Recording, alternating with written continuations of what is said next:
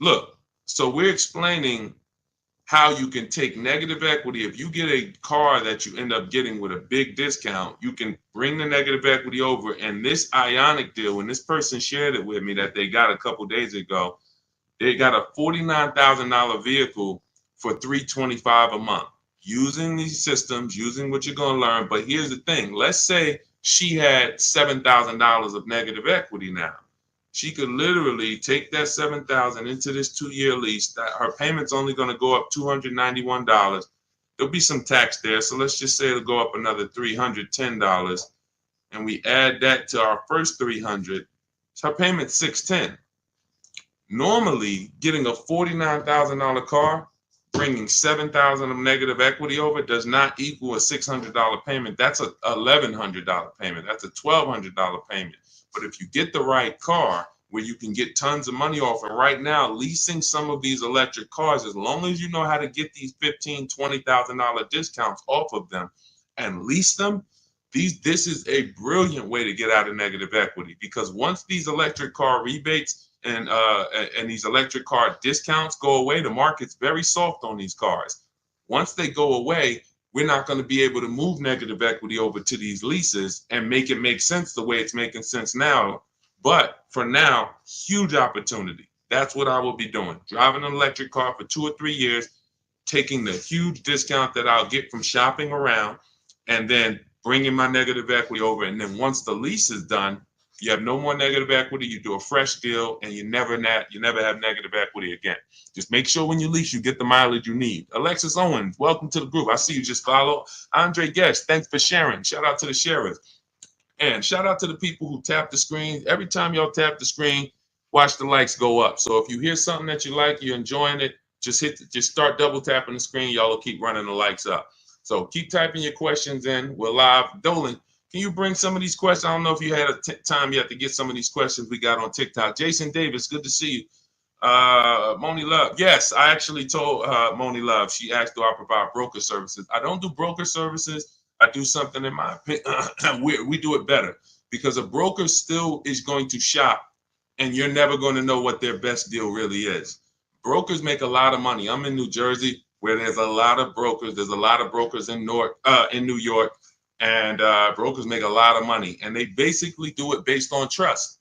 If I have your trust, and I got the ability to control your entire car deal from start to finish, I have the ability to control where you buy your car from,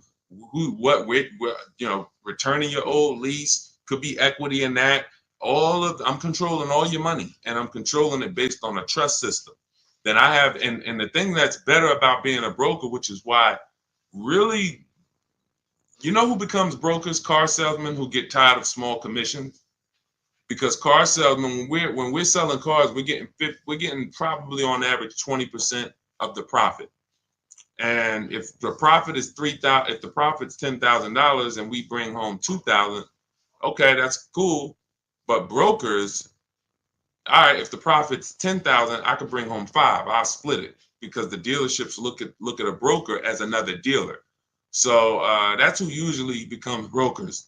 People who look and say, man, I'd rather make 2-3 times the money on each car, because I'm my own dealership. So what we do is we work with people and show you how to get all your numbers yourself, show you how to get the market reports yourself. If you use what's in my digital book, Moni, you could become your own broker, because no one actually shops cars the way we do. We do market assessments. So when we're leasing a car, we reach out to 25 dealers online. We never have to talk to them. And we get 5 offers, at least 5, sometimes 7, sometimes 10. New cars, we reach out to 25 dealers online using scripts, email scripts that I wrote. They're already wrote. You don't have to think about them. They're already written out. And then we get 5 offers. And then for a used car, we shop the market. We assess the market from the low side to the high side. We narrow down used cars based on title record, service history, accident history. We verify there's no bogus fees that they're going to try to charge us. Who's done that? You go to the dealership thinking you're going to get one price, and then they hit you with these other fees. This is what you do to avoid these things. We have to have a process for this. And so you could do this and become your own broker, but I would never recommend a broker, because unless they're going to give you a spreadsheet. If they're going to give you a spreadsheet of all the work they did, all the dealers they shopped, all the entire market that they assess for you, then that's a broker that I would hire. And no one does that except us. We'll be launching that service very soon. Very soon. So the people who like Deshaun, man, I mean, if I could just pay y'all to run this whole and do your whole system for me, that's coming very, very soon. But for now, you may want to, shop with us. We have 3 ways that we can help you. 2 ways now. Do it yourself. That's get my book. That's the whole blueprint. If you're a do-it-yourself, Deshaun, just give me the blueprint. As long as the blueprint's official, I'll get it done. That's my digital book. You can get it for 75% off in my bio, in my TikTok bio, Instagram bio, the comments. You get it for $24 if you get there before 30 minutes. And the done with you, that's when we're doing it together. You're looking at coaching videos and I'm walking you through it and I'm supporting you. That's also in my bio. So again, what's coming soon is the done for you. But that's our commitment, to be the best company in the world for the car buyer. So we're getting there slowly but surely. All right, go ahead, Dolan. Let's get to some more questions. Keep typing questions. What's up, Martin? See a lot of people checking in on TikTok. Chris, good to see you. Can you do this with Tesla? Great question. Right now, Tesla is very soft. They have a set price, though. They don't negotiate. So what they do is when you're buying a new Tesla or leasing it, you don't need to get bids, because getting bids is to avoid overpaying. Getting bids is to avoid buying a car from one place and another place over here would have sold it for $5,000 less. Tesla operates similar to like the Apple store. You going to get an iPhone in California, it's the same price for the iPhone in Florida, same price in New Jersey. So you don't need to shop around for an iPhone. It's a set price. That's Tesla. But any other car is different. Every other car, it's different prices. 3,000 more here, so that's the difference. But with a Tesla, you still need to divide if you're going to lease it, you need to understand whether you should buy or lease it. That's based on how long you're going to keep it. And this is proving the point. The point about depreciation that we've been preaching. I've been preaching depreciation so many years to people who say, well, I don't lease cars, Deshaun. They limit you on mileage. That's not true. You can pick your mileage up to 30,000 miles a year for most cars. Deshaun, I don't like to lease. I'm going to beat my car. They want you to have the car perfect. That's not true. They give you normal wear and tear. You can bring the car back with dings. You can bring the car back. They expect 3 years of wear. What they charge you for is excess wear, which is similar to negligence, abuse. If you have a baseball-sized dent, that's the stuff. But depreciation, Tesla is proving that people should not have been buying these cars because their cars are depreciating almost worse than any other car on the market. And they sold you based on, we have this brand, Tesla, and people went out and buy these cars. They didn't want to lease, didn't listen to the advice. Now they bought a $50,000 car that lost 20% of its value in a year. These cars that were 40,000, they can get them for 30. This is the dramatic depreciation. Now, had you leased these Teslas, had you leased them, it wouldn't matter to you. You drop it off after 3 years, you pay your low payment. See, leasing protects you against depreciation. Car values drop through the floor, no problem. I'm good. The buyers, that's a horrible situation. I would hate to be in a Tesla that I bought 2 years ago and see the values dropping the way they're dropping. Okay, but yeah, that's what we did. That's the only part of the system that we don't have to shop around for, Brian, which is where we're going to buy the Tesla from. But we still need to understand if a lease makes sense. Divide the monthly payment into the MSRP. If it's 1% or less, you got to steal. If it's between 1% and 1.5%, that's a good deal. The lower, the better. We don't lease vehicles over 1.5. A lot of people got bad lease deals. A lot of people driving around right now in bad lease deals. They put a ton of money down. Their payments are way too high. I'll give you an example. Look. I'll give you an example. Look at Raphael. $45,000 Jeep Grand Cherokee, $549 a month, no money down. $45,000 Jeep Grand Cherokee, no money down, $549 a month. That's great value. India. Look, she got a Hyundai Elantra, limited, with the leather and everything, $365 a month, no money down. That's a below market lease. A lot of people, their problem They got a couple things going wrong with them with leasing. One, they don't understand depreciation. Two, they're not choosing the correct mileage that they need for the lease. Three, they're overpaying for the leases because they're not getting multiple offers. And so when these people tell you, if that's you and you're like, oh man, I don't like leasing, I see why. You're doing it wrong. Follow our system, your leases will be great. You'll pay less than everyone. And that's what we do. Go ahead, Dolan, shoot the next question up. Keep typing your question. Greg the Barber, good to see you, man. I ain't seen you in a while. Good to see you. Greg the Barber, Taz, good to see you. What's going on, Simba girl? Good to see you. Leroy Rogers, stay posted. We got you. I have a 2022 Lexus paid for. Want a new Porsche 2024 or 2025 to buy versus lease. If you're gonna, are you keeping the Lexus? I would listen now. If you bought that Lexus and you're looking to replace it, you're gonna lose a ton of money. And if you pay cash, which is you either paid cash or you paid it off very quickly, what you're gonna see is when you go to replace, first thing you would do is decide, are you keeping this next vehicle? I'm gonna give you your first two steps, Leroy. First two steps, they're easy. How many years are you gonna keep the next vehicle? Is it less than 8? Then we should be shopping for a below market lease on the Porsche. That's very simple. Are we going to keep the Porsche more than 8 years? Then we can buy it, because we're going to avoid all depreciation with a long-term buy. If I got a Porsche outside and I kept it for 8, 9, 10 years, at least 8, then that's okay. Even if I overpaid for it, which I don't want you to overpay. If you really listen to me, then not only will you win with depreciation, but you'll pay less money for a Porsche than anyone else. I helped somebody get a Porsche Macan. He got 10, 15 grand off. He got so much money off, he didn't even understand the numbers. He just said, I had to get like 10 to 15 grand off of this because he had shopped it his way and he saw the numbers were so much higher. And then he met me, he used our system, and the price dropped by like 200, 300, close to 200, 300 a month. And he was like, I had to save like another 10, 15 grand off of this. I'm like, yeah, that sounds right. So that's the first question. You're going to keep it for 8 years. If you're going to keep it for 8 years, then we buy the Porsche. And what you would do is you would now assess the value of the Lexus. If you're going to sell it, you're going to go to CarMax, Driveway, Carvana, KBB Instant Cash Offer, AutoNation, and Car Gurus. Again, I'm going to write that down. These are the companies we sell our cars to that we get bids from. We don't trade cars. We do not trade cars. The only people that have to trade cars are people with negative equity. That's why we want you to come out of negative equity. We don't trade cars.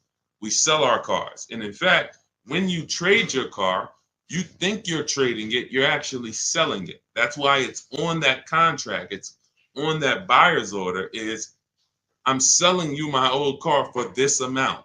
So we get bids, six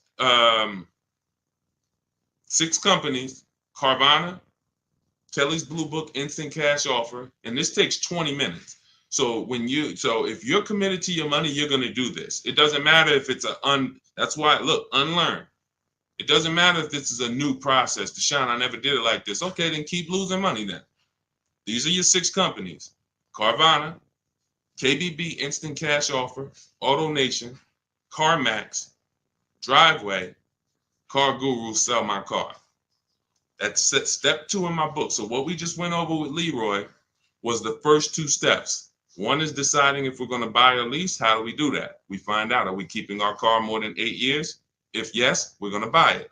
Are we keeping it less than 8 years? We're going to shop for a below market lease. That's how we're going to beat depreciation. Now, once that's decided, we move on to our equity assessment. And that's what he's about to do. Go to those 6 companies, get the offers. Greg the Barber, I can't get my wife to understand leasing is better than buying because we trade cars every 2 years. Just bring her on here and show her the numbers. Just show her the numbers. Show her what a below market lease looks like. Look, Rosalie, she gets a $60,000 vehicle, $592 a month. $60,000 QX. That vehicle is $1,300 a month to buy. Let's continue. Teddy, $73,000 BMW. $856 a month. Now these are below market leases. If your wife is looking at commercials and saying, oh, they want us to bring $3,000 down, all of these deals are no money down leases. You got to understand something. What you see on commercials are never going to be deals. A deal is when a dealer doesn't want to make it, but they have to. They decide, I have to make it. I need the number, whatever. That's a deal. A deal is not a commercial that's seen by 10,000 people that come on in and get these prices. So look at Zafrina, $65,000 vehicle, $579 a month. So below market leases, how do you get them? Multiple offers. I have the best system, in my opinion, and a lot of people's opinion, for doing this because we do it from home. The Cars from Home system is the best system for getting multiple offers from home. So you can get your book. My new digital book is called Cars from Home, 7 Steps to Saving Time, Money, and Avoiding Dealerships. And you'll have the entire blueprint on getting below market leases, purchases, new cars, used cars. And you can get it for 75% off as part of my welcome offer. It's normally a $97 book. It's worth every penny. You can Google it. You can see it's 5-star rated. But as part of my welcome offer, you can get it for 75% off for 30 minutes only. In my TikTok bio, my Instagram bio, the Facebook comments, or the YouTube comments. But you got to get there before 30 minutes is up. It's numbers. It's numbers. See, numbers shock people out of emotion. Me talking to you about why leasing makes sense, that's not enough to break the programming of people who programmed you not to lease. That's why I go right to the numbers. Now, yes, I'll explain depreciation, what's making these numbers so low, what the risks are taking of not leasing, and then the car depreciates and now you lost money, because if you were going to sell a car for a certain amount and it depreciated 10,000 because you put a lot more miles on it, then your car is worth a lot less. You lost money. So I could talk to you about that, but bigger than anything is, hey, let me show you these lease payments on below market leases. That's what got me. When I was in GM, my manager said, hey, D, you want to, I was like, hey, I need a car. He was like, hey, you know anything about leasing? I was already selling cars and I really didn't understand leasing. And he helped me at 22 years old get my first lease. It was a $20,000 car, $256 a month. I had friends that had brand new cars. They were paying double.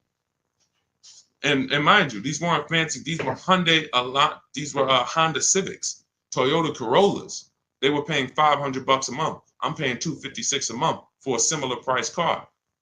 I never got in trouble. I got the mileage I needed. Drove 12,000 miles a year at the time. I needed that. One lease, I drove 15,000 because we were doing more miles. I bumped it to 15,000 a year. Leasing is a numbers thing. We drive off the lot in the same exact car. Your payment's double mine. You lost. Now, in the long run, if you keep the car, pay it off, and keep it for 8, 9, 10 years, then you didn't lose. But if you think we're going to drive off in the same car and your payment's $200-300 more a month than mine, because you say, oh, well, I'm buying mine, no, this thing's going to be paid off one day, then you lost, man. I don't care what you do. Look, see me in a couple years. Look at how much more money is in my bank account than is in your bank account. The money that's in my bank account is in your car. It's going to the bank every month.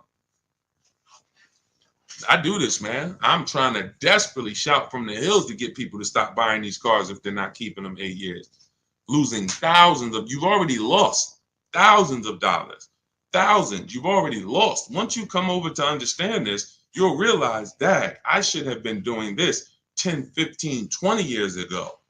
I'm paying off my cars, flipping them, paying them off, flipping them, buying them, not even paying them off, flipping them. I'm trying to flip cars. I'm trying to flip depreciating assets in the short term. So many reasons why this doesn't work. I could kill this all day long. But again, it comes down to the numbers. Below market lease deals, there's no comparison. All right. But you'll have the system for how to get them in my book. So it's a digital book. So it'll be in your inbox before you even get off this stream, as long as you get there before the 30 minutes is up. Go ahead, Dolan. Shoot the next question in. Keep typing, y'all. We'll get through as many as we can. Yep. Energy guy for life. I have a car bought, but I owe more than it's worth. How do I get out? We talked about that. That's actually what we started the show with. So what I would do is I would go to either YouTube, Facebook, and rewind it, watch the beginning, because we started talking about the first question we got was about negative equity. So we spent time talking about how you need to maximize your value, get offers. I don't want to go over it again because there are people on here who is anybody who needs to hear about negative equity? Type of 1 if you need to hear about negative equity. We might hit on it again.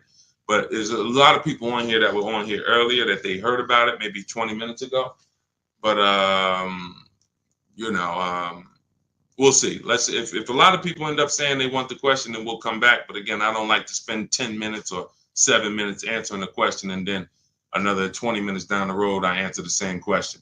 All right, go ahead. Let's go, Dolan. Bring the next one up. Let's go. Do you have your book in hard copy? No, it wouldn't be available in hard copy because it wouldn't be good to do in hard copy. Websites change rapidly. Vroom, we used to get bids from. Vroom bought a lot of our cars. They were in the bidding process when we sold our cars to them. They were in our equity assessment process. And when we shop for used cars, we use a process I call the multiple marketplace strategy. They were in our multiple marketplace strategy.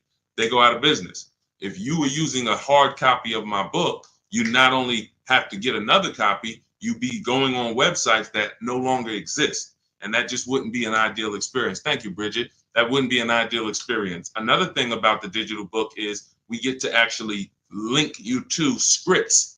This is an online process. So if you're not comfortable with a digital book, this may not be for you. I'm just being honest with you. This is not for everyone. You need to be able to copy and paste, email. Like, this book wouldn't be for my dad. That's just real. My dad wasn't really comfortable with copy and pasting and sending emails because he doesn't need to do it for his daily life. He can send an email. It's just going to take him a couple. So when we're using our system, we're doing a lot of copying and pasting, opening up websites. So it wouldn't make sense to have a physical book there because I have scripts that we use. I have online calculators that we use that I invented. There's 5 calculators in the book that I actually invented, wrote the code for. You can't get them on Google. So these are all some of the reasons why it could never be a print book. It wouldn't make sense. And there's a lot more in there. All right, there's 7 paths. A lease path, but a lease path with with a third-party equity assessment, a used car path, paying car path.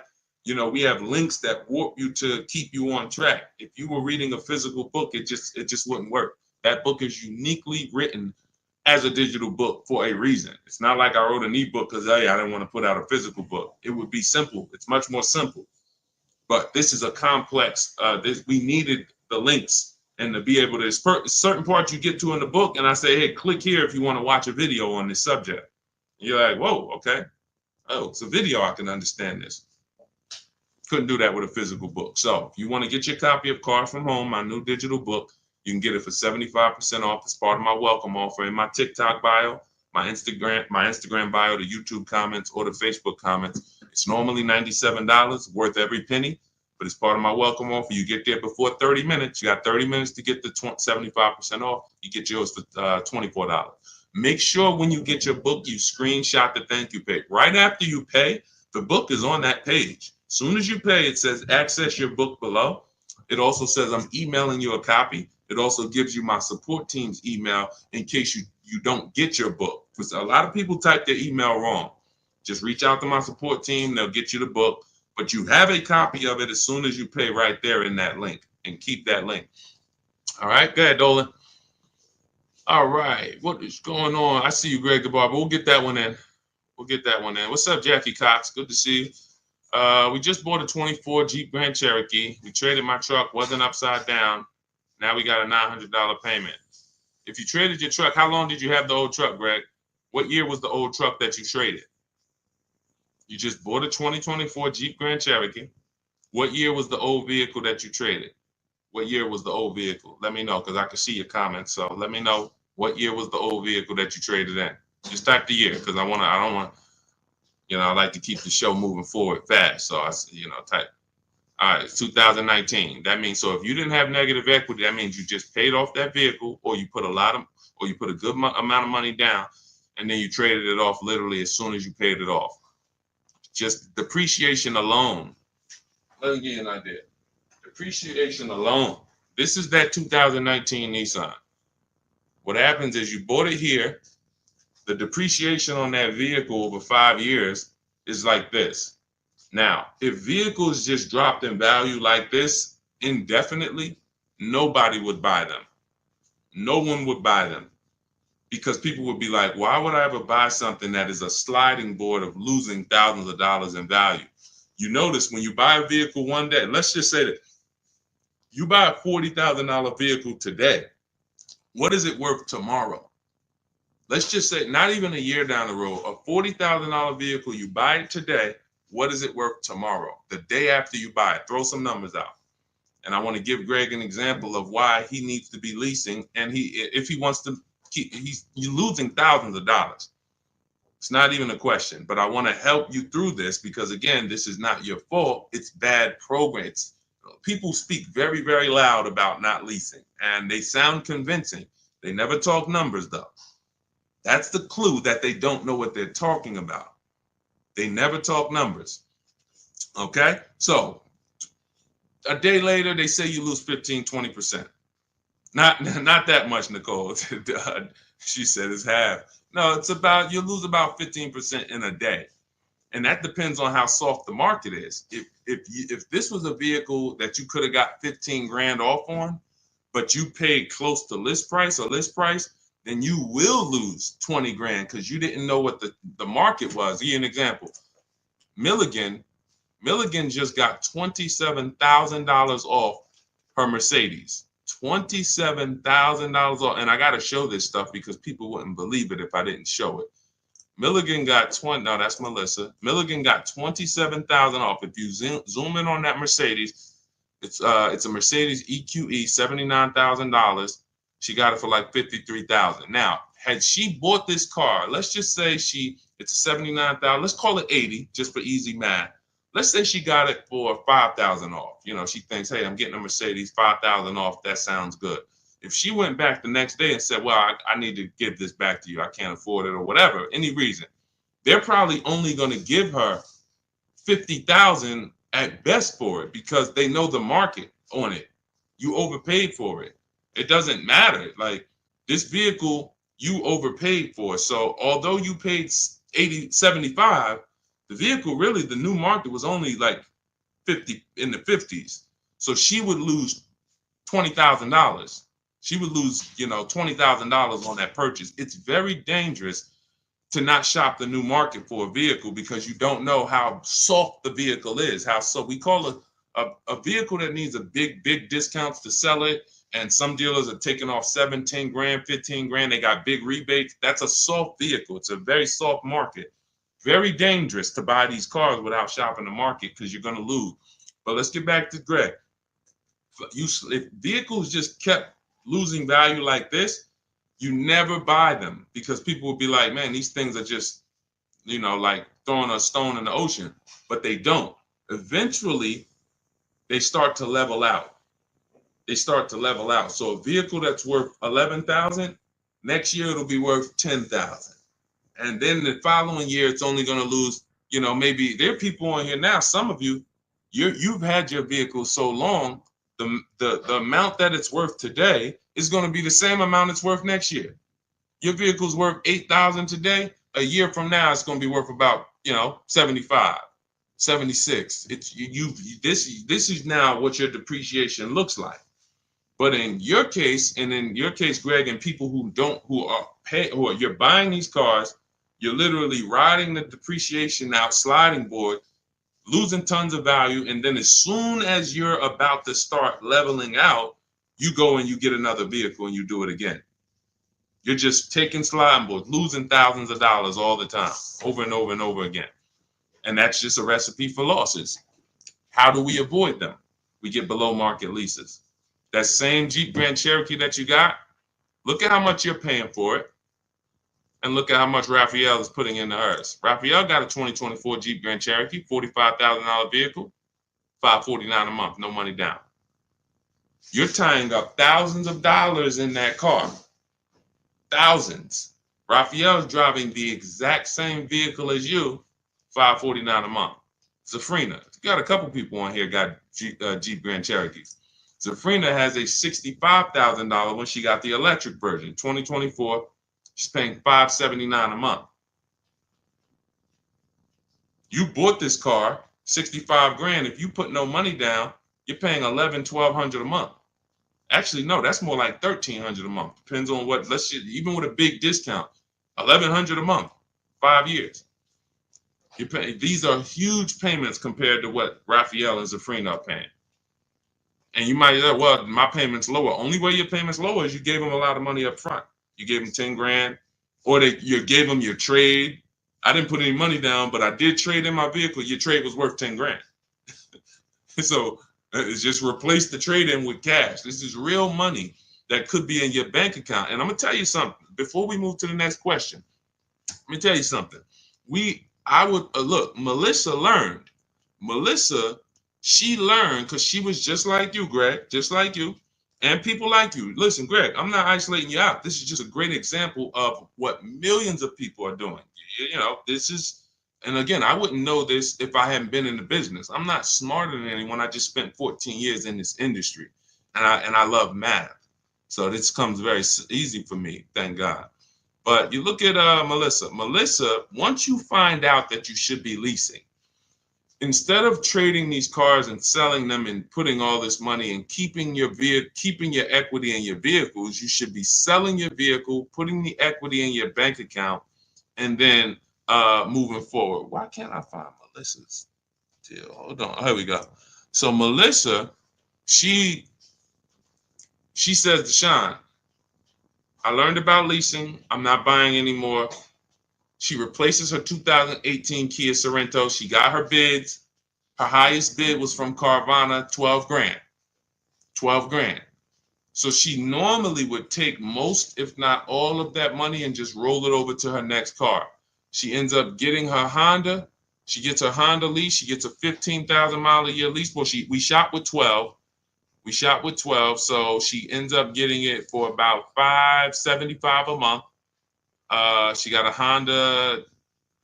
Hold on, I'm trying to read this fast. She got a Honda Pilot EXL. That's probably it's probably a $45,000 vehicle, maybe 48.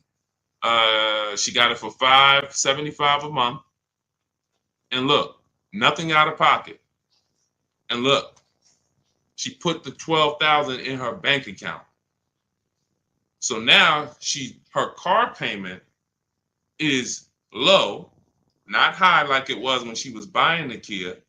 And she literally pulled all that money that she used to keep in her cars, rolling them over. She pulled it out, put it in her bank account. Imagine selling your car and actually putting the equity in your bank and still leaving in a brand new car with under your budget. That's what happens when you move from buying as a short-term buyer, not keeping 8 years, into leasing. It'll change your world. And again, only thing you're going to say is, man, I should have been doing this years ago.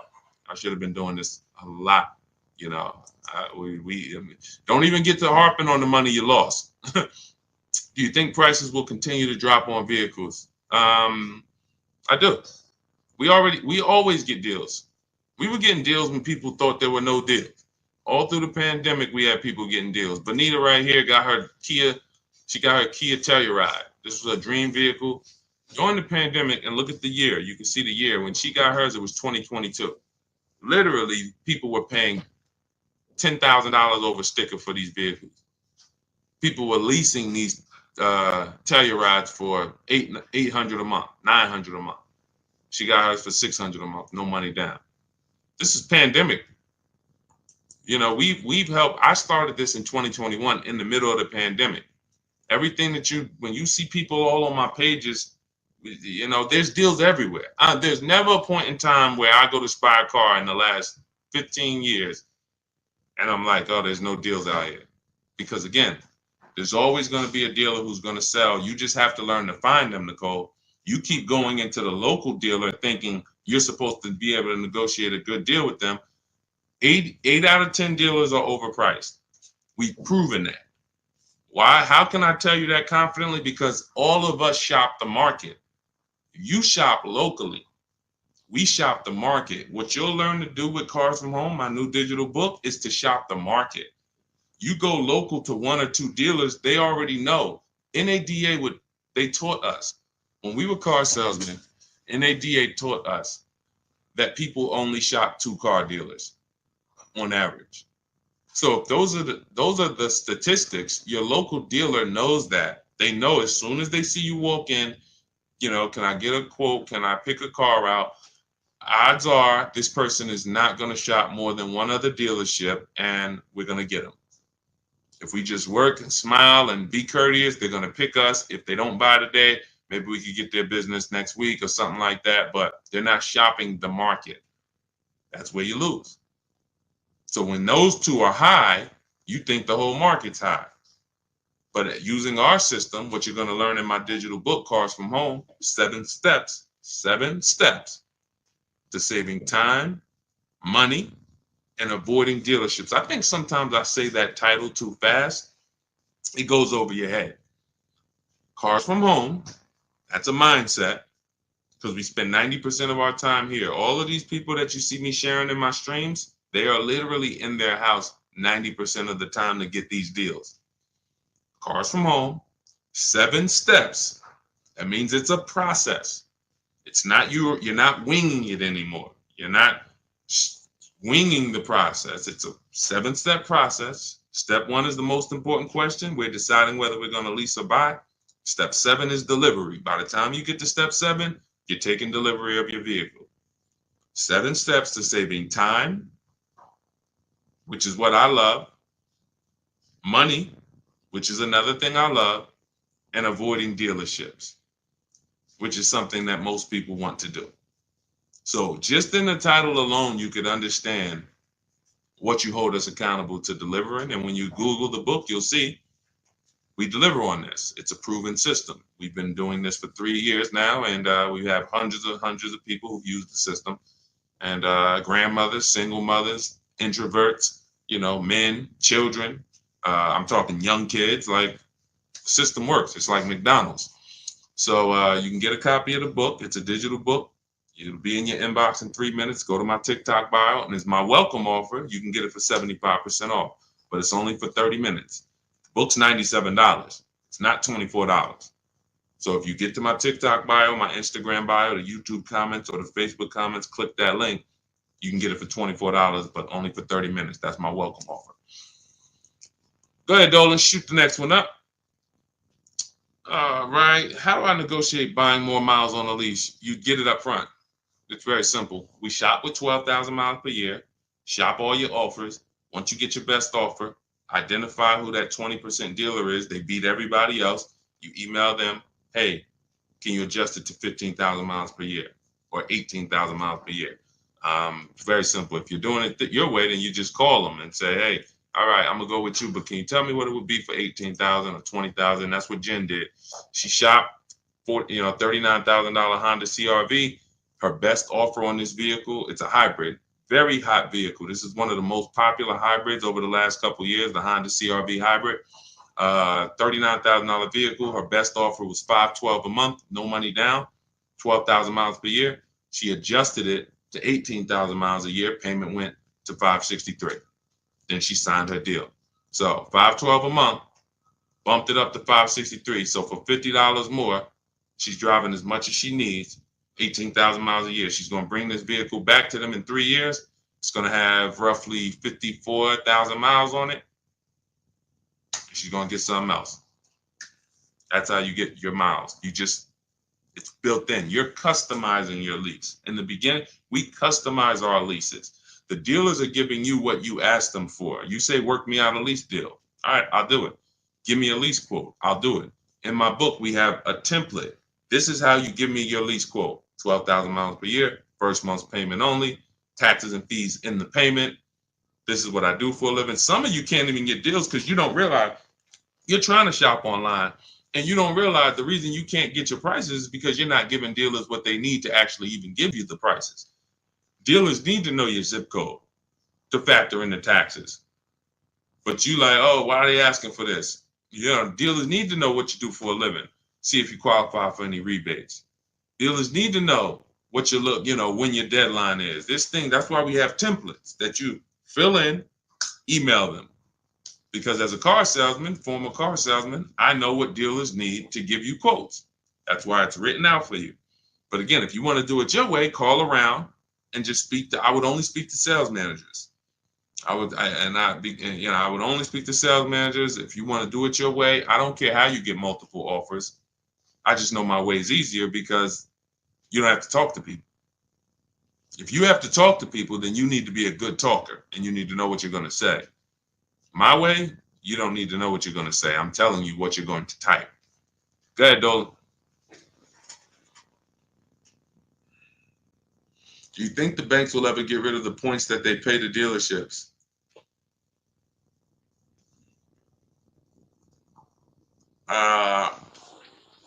Commissions.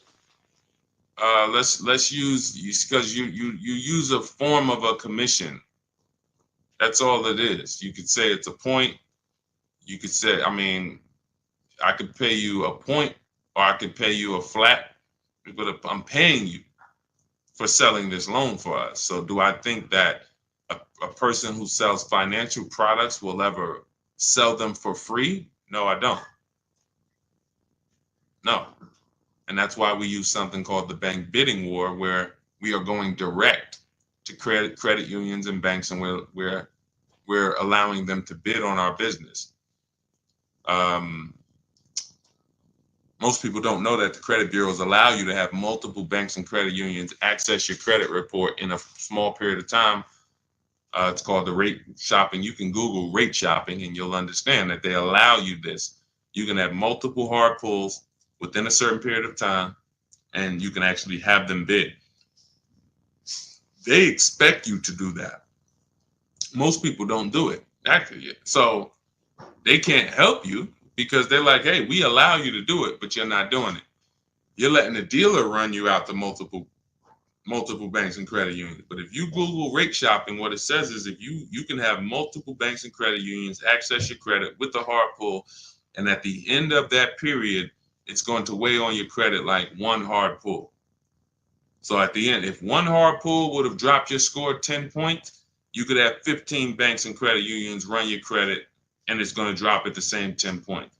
But the difference is one strategy, you overpay for your loan, overpay for your interest, have no price assurance, no price guarantee that you got a good interest rate, and you have the same 10 points on your credit that you hit with the hard pull.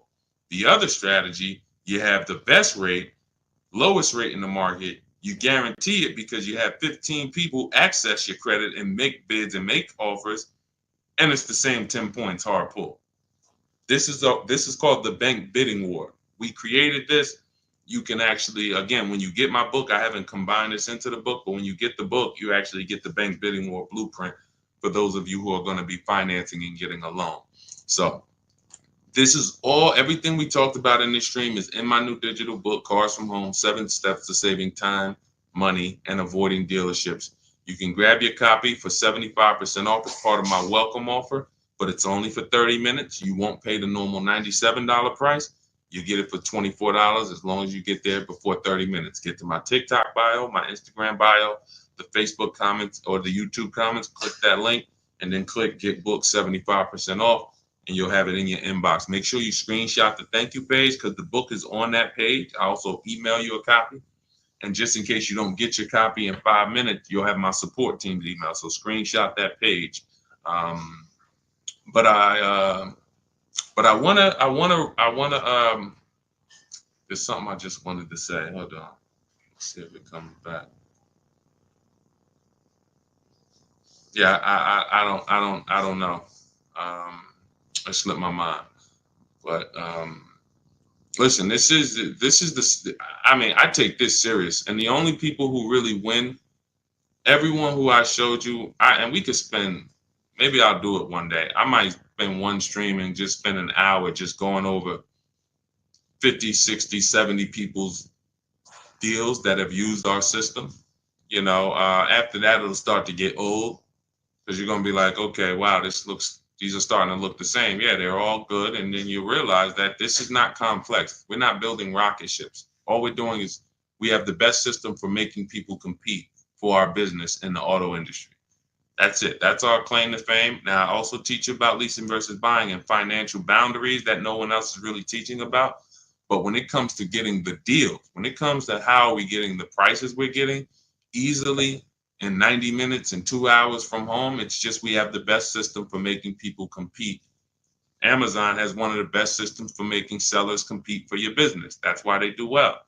Competition is what drives down prices. Competition is what allows you to make great decisions quickly. So that's what you're going to get in Cars from Home. Got my copy. I'm going to start shopping your way. Energy Guide for life. Listen, God bless you. Use it and trust the process. Do not overthink. Here's what I said. Bring your goal. All you want to have is your goal.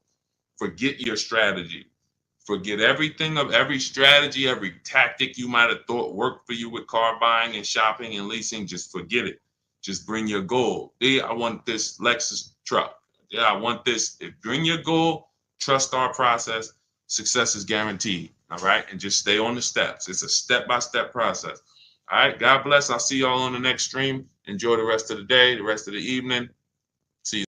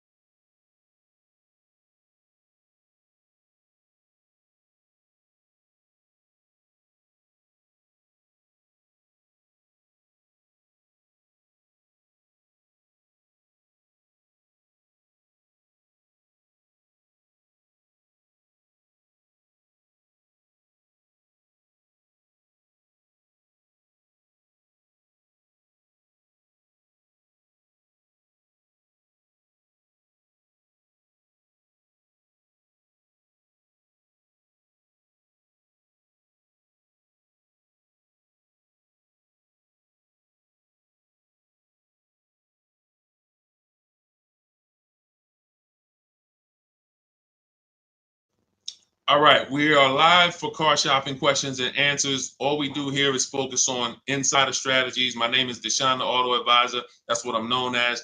I spent 14 years in the car business. If this is your first time on a stream with me, can you type the number 1? I always like to shout out the first time people who've never been here. Type the number 1 if this is your first time. First time ever being on one of our streams. Miss Nikki, shout out to you. First time. User 130. I'll butcher your name. Welcome. Kenty, I see you. Welcome. Emily, first time. Welcome. Mike, welcome. Welcome to the new people who've never been here. If you've been here with us before and you know some of the stuff we teach, and you've either just learned it or you benefited from it, you already got cars, just type welcome to the first timers. We're a family here. We've been doing this on TikTok and these other platforms for about 3 years now. We've helped thousands of people pay less than everyone else for cars. And we got people all around, collectively right now, we got 2.3 million followers. And all I'm known for is I don't tell jokes. I don't dance. All we do, people know me for helping them save money on cars. That's all I'm known for. So welcome to the people who are first timers. And, Dolan, you can bring on that first question. We got to just keep typing your question because after a while we get so many people on. If you don't get your questions in now, you're probably not going to get it answered. And I'm just being honest because there's more people come on when now we're on Instagram now live. We're on YouTube live. We're on Facebook live. So once these questions start coming in from all these platforms, you're going to have a harder time getting your questions answered. So type them now. Okay, can you explain why someone would pay over sticker price? There's only 3 prices that you can pay for any vehicle, Carla. Market value, above market value, or below market value. Above market value is reserved for the people with no strategy. There are people who just do not have a car buying strategy at all. They would rather get it over with. That's their strategy, get it over with. And they'll close their eyes and sign. They might say no one time, and then they're going to say, all right, I'll take it. And those people pay above market value. They don't have any strategy. That's reserved for them. Market value. That's reserved for the people who negotiate. They're going to feel for the bottom, but they don't actually know where the bottom is. So when you are in a car dealership, you are negotiating. If you're doing this, I warn against this. But again, you're not paying above market value, but I warn against this. Why do I warn against this? Because I spent 14 years in dealerships. You'll never know the bottom. And so if you're trying to feel for the bottom, you are playing a dangerous game because you don't know what rebates we have. You don't know what we own the car for. And so you're now negotiating and making deals based on what you think to be a good deal, what sounds good, what feels right. Dangerous game. Now, sometimes you can gamble and it can work out. But if you, when we talk about this third price, which is below market value is reserved for people who make people bid. And that's what we do. Here at Car, what we do is we make people bid and we guarantee we pay the bottom price. It's very different than negotiating. See, who doesn't like negotiating? Type me so I know who I'm talking to. If you don't like negotiating, type me. Now remember, negotiators pay market value. They're not going to pay above. You're usually never going to get a negotiator to pay above market value. But they can pay market value because they don't know what the bottom is. Now, when you're getting bids, those of you who are typing me, I see you, Nikki. I see you, Sunshine. I see you, Miss Nikki. I cannot. The best thing for you to do that will get you the greatest results is to stop negotiating and to start making people negotiate with each other. And that is called bids. So you could be the worst negotiator in the world. I see you, Norna. If you have 5 Nissan dealers submitting an offer to you, you're going to pay less than a negotiator. Someone who's in there negotiating with 1 Nissan dealer, you're going to pay less than them. And I'm going to tell you why. 80% of dealers are overpriced. They are never going to give you a below market deal. Who's heard a dealer say, that's my best offer? Most times they're not lying, especially if they let you walk out. If they let you walk out, that's their best offer. But that's not their competition's best offer. Lock that into your mind, because you know what we're big on here, unlearning and relearning. That's why all around me you see it, unlearning, relearning. You're not going to, a Nissan dealer in one city is a different best price than a Nissan dealer in another city. And so when you see how different these prices are, it's going to blow your mind. The same $35,000 Nissan Altima, one dealer is going to sell it over sticker to somebody. One dealer is going to sell it for $2,000 off to somebody else. Another dealer is going to take $4,000 off for someone else. They're all different. So the difference, Carla, is not just because I think we've answered your question on why someone would pay over sticker. They're not doing it because they want to. They're doing it because that's all they know how to do. If this is the best, they're doing that thinking, Carla, this is the best I can get. No one signs a car deal without thinking this is the best I can get. You get what I'm saying? So if they're signing it in their mind, I can't do any better than this. And most times they're right. With no strategy, they're not will. This is what it is. We had tons of people during the pandemic paying over sticker for cars. And we all around, while the people we were working with were paying list price and getting discounts still. Felicia came in, she got a BMW in January 2022. This is still heavy pandemic. She got a $1,900 discount on her BMW. And you'll see a ton of people. I'll show you, if you guys have been on my streams, you'll see we show a lot of people's deals, because everybody who makes a deal using our system, they send the deals. And so that's the key, strategy. That's the reason. Learn strategy, and remember, there's 3 prices. Above market value for people with no strategy, market values for negotiators, below market values for people who make people bid. Now, if you want to know how to make people bid, we have the best system for doing that. That's my new digital book. It's called Cars from Home, 7 Steps to Saving Time, Money, and Avoiding Dealerships, because our entire process involves being at home, except for test drives and pickup of our car. We are not in dealerships negotiating. We're only in dealerships to test drive or pick up our car because they don't deliver. So 90% of what we do, and sometimes 100% with a new car, if they deliver, is done from home. So you can get your copy of my new book for 75% off, normally $97.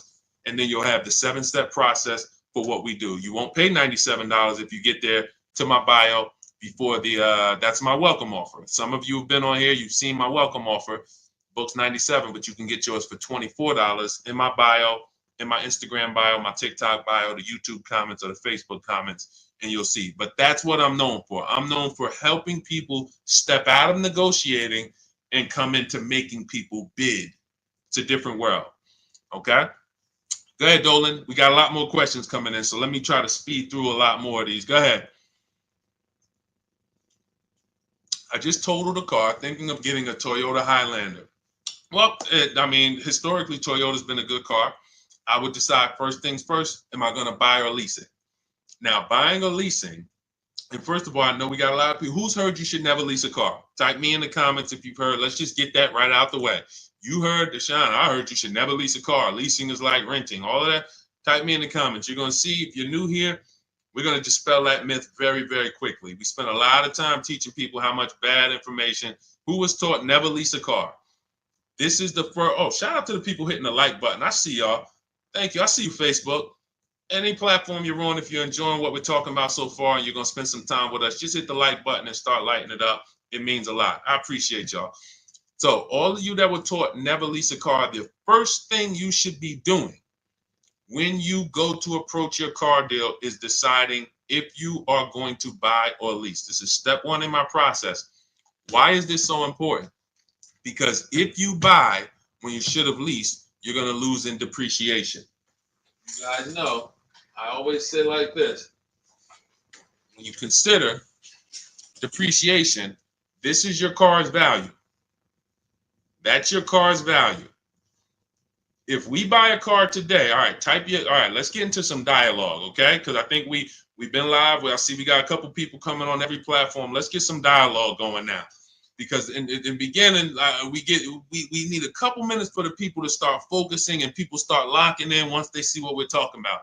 All right, so now, let's say we buy a car, $40,000. What is that car going to be worth 1 year down the road? We bought it here, $40,000. Let's use this person's question when he's asking about a Highlander. Throw some guesses out there. Buy a car now for 40. What's the car worth in 1 year? Throw some numbers out there. Let me see. Let me see if I can go on Instagram because I can't see comment. Let's go dialogue. Throw some numbers out there. Come on. This is an active show. Like, we're talking numbers here. So we talk. This ain't the show you just watch and sit down and be like, oh, okay, yeah. All right, I watched that. Now I'm going to go out here and I'm going to save thousands on my car. No, the people who get the most out of what we do, you're on your keyboards, you're interacting, you're engaging. I ask you a question, you're answering it. Those are the people that's locked in. So you bought a car for 40. I see 32. I see 35. I see 28. I see 28. I see 20. Emily said that's 20. Or you lose half the car's value in a year. Now watch this. Emily, you might not be wrong depending on how much the person drove. See, I like that answer, Emily, even though, because it's dramatic, it's half the value. But watch this.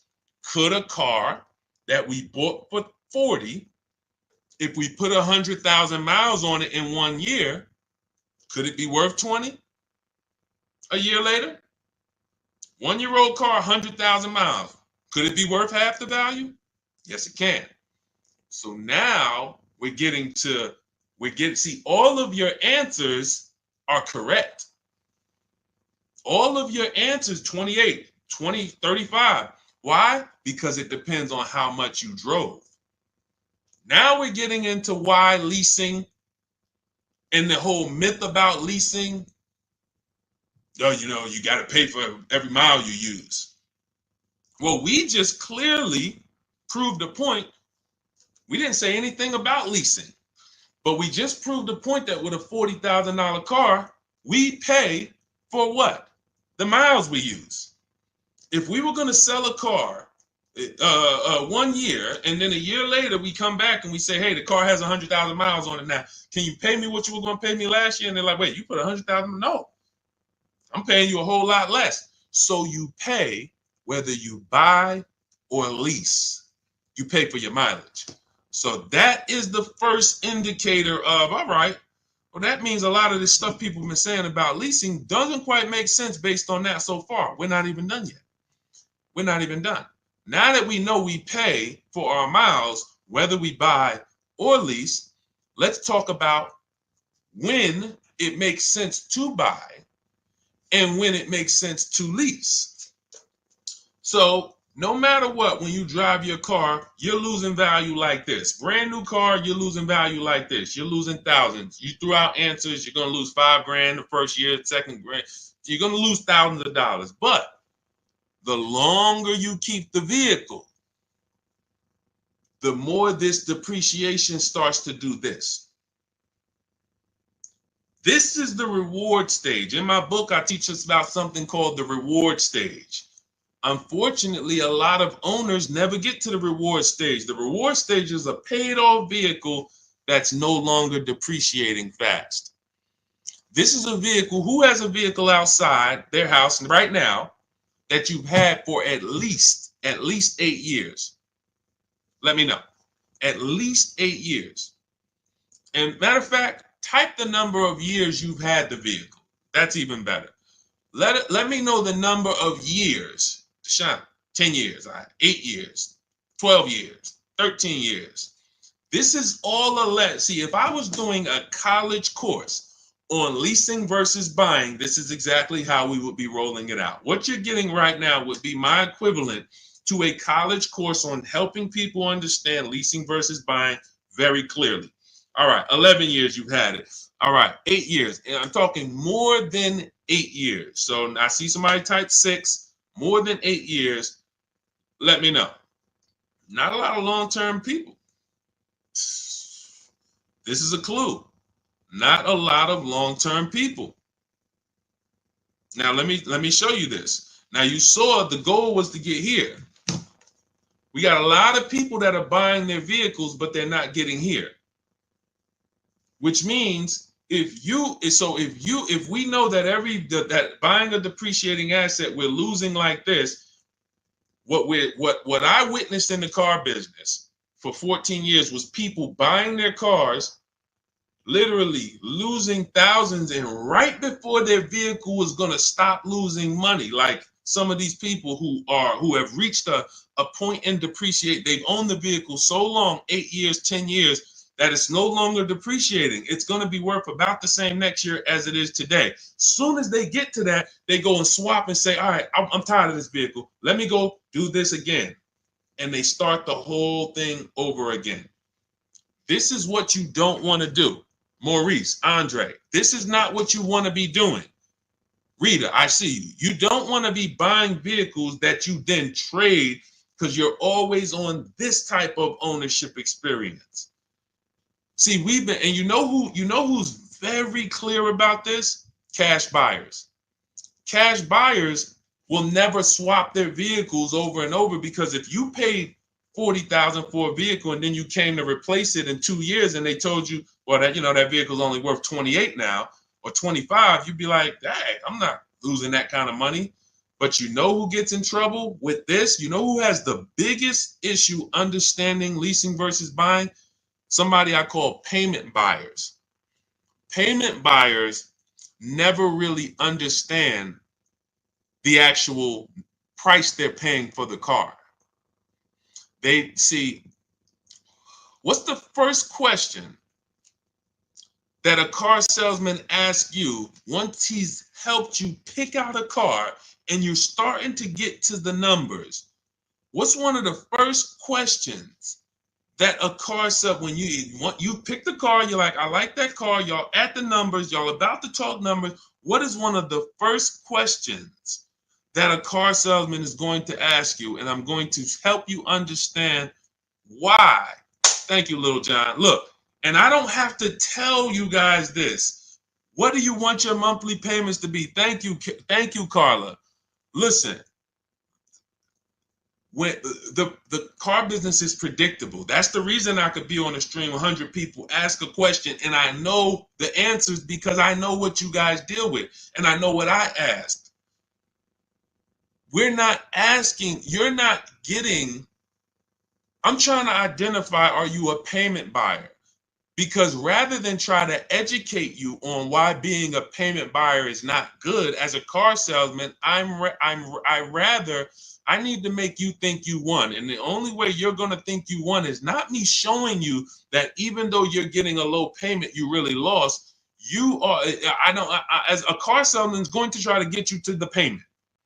That is the goal. And so payment buyers go in and will buy a car and swap it out and then go into another car, and they never realize how much money they lost because their monthly payment is affordable. They don't realize, like, so what I get you guys to understand here, those of you who are locked in and who really perk up and realize, like, okay, we're talking financial literacy here. Let me lock in. Let me get serious. Let me go get me a cup of tea, drink some water, because we're talking about finances. We're talking about thousands of dollars here. So the leasing versus buying thing is strictly based on depreciation. We threw out numbers based on how much we're going to lose if we buy cars, depending on how much we drive them. $40,000 car, it could be worth 32 in a year. If I drive average miles, if I'm a high mileage driver, who drives more than 18,000 miles a year? Type HM.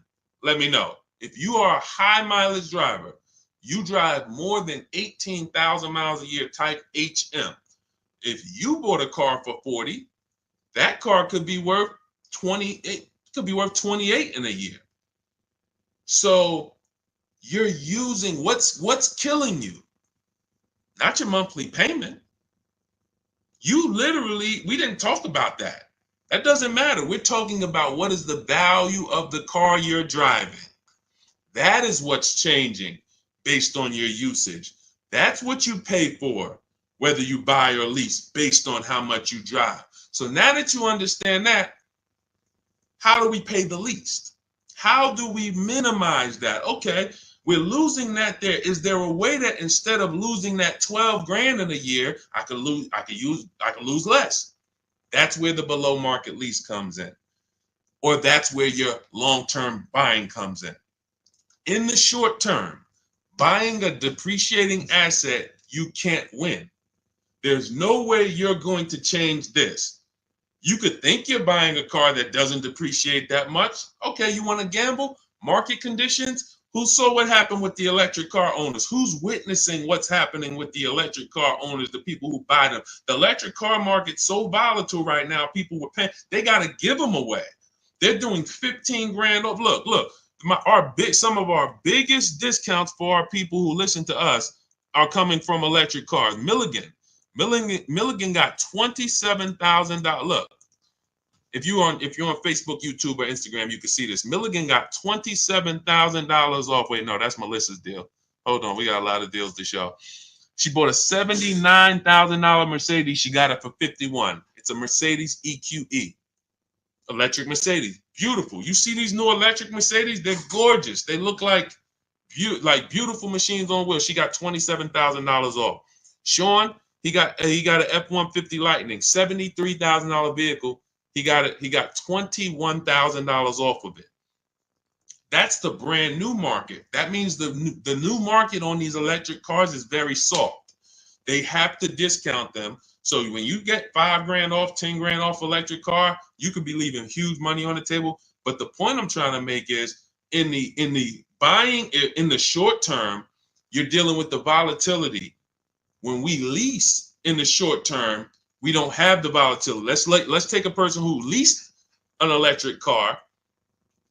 Look, Zafrina, 2024 Jeep Grand Cherokee, $65,000 vehicle. She's paying $579 a month, no money down. Now, she's not worried about whether the price of that the value of that $65,000 Jeep is going to go down to 30. That doesn't matter to her. She's paying $579 a month over the next 3 years.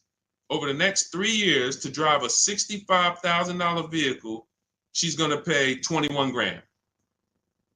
She doesn't care if the value of this vehicle goes. So leasing protects you against depreciation, but you cannot pay market value. When you see these commercials, you cannot pay those prices. That won't matter.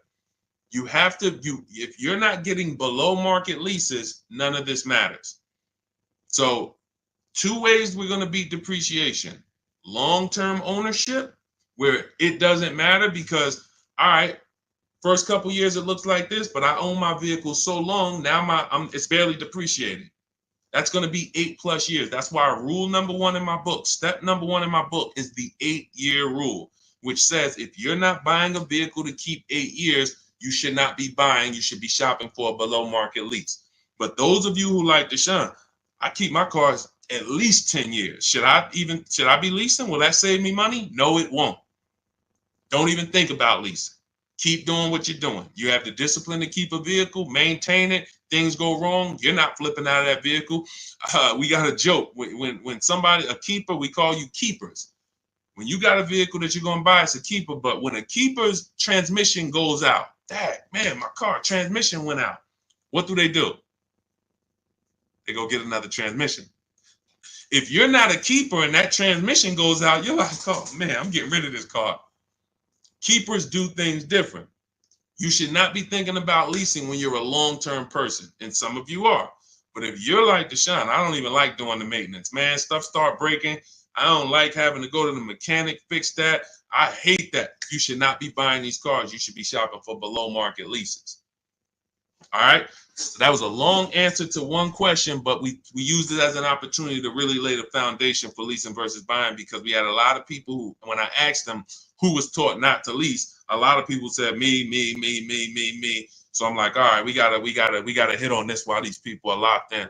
So we'll go deeper on that. Let's go. Let's get to the next question, Dola. Everything I'm teaching is out of my new digital book. It's called Cars from Home: 7 Steps to Saving Time, Money, and Avoiding Dealerships. Let me show that we're already 5-star rated. Thank you to the people who reviewed it. We got lots of reviews on the book, and you can Google it. You can get your copy for 75% off. It's normally $97. It's a digital book, so it'll be in your inbox in 2 minutes.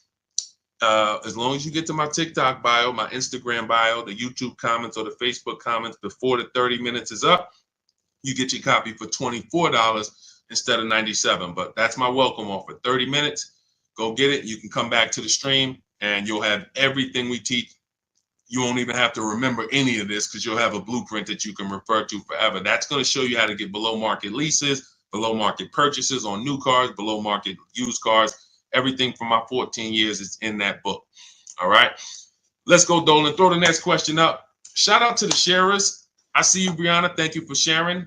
Thank you to the people who share. We couldn't do this without you. The people who hit the like button, who hit the share button, we appreciate you helping us spread this message. All right, Emily, I want to trade my car in. How do I start the process? First thing is to ask yourself, how many years are you going to keep the next car? Before you think about the trade-in, how many years are you going to keep the next car? So everybody who's car shopping now, or you will be soon, I want you to answer this question. Type this. How many years are you going to keep your next car? How many years are you going? I want you to get into the habit of, that's the first question. In my book, when you open it up after the introduction, step 1, my book is 7 steps. First step, if you call me on the phone, Deshaun, I need your advice. I want to buy a car. What's my first step to do? How many years are you going to keep the next car? First question. Let's throw it out. All right, Kelly, 2 to 3. Countess, 3 years. Okay. Emily, hey, Countess, great to see you. Emily, 5 to 7. How many years? Everyone who's car shopping, if you know you'll be car shopping now or within the next 6 months, I want you to let me know how many years are you keeping the next car. 10 to 15. Okay, Nisi Wu, perfect. Let's go. Some of you don't know. So because you've never asked yourself that question. And I get it. You can't invest in a depreciating asset without asking how long you plan to keep it.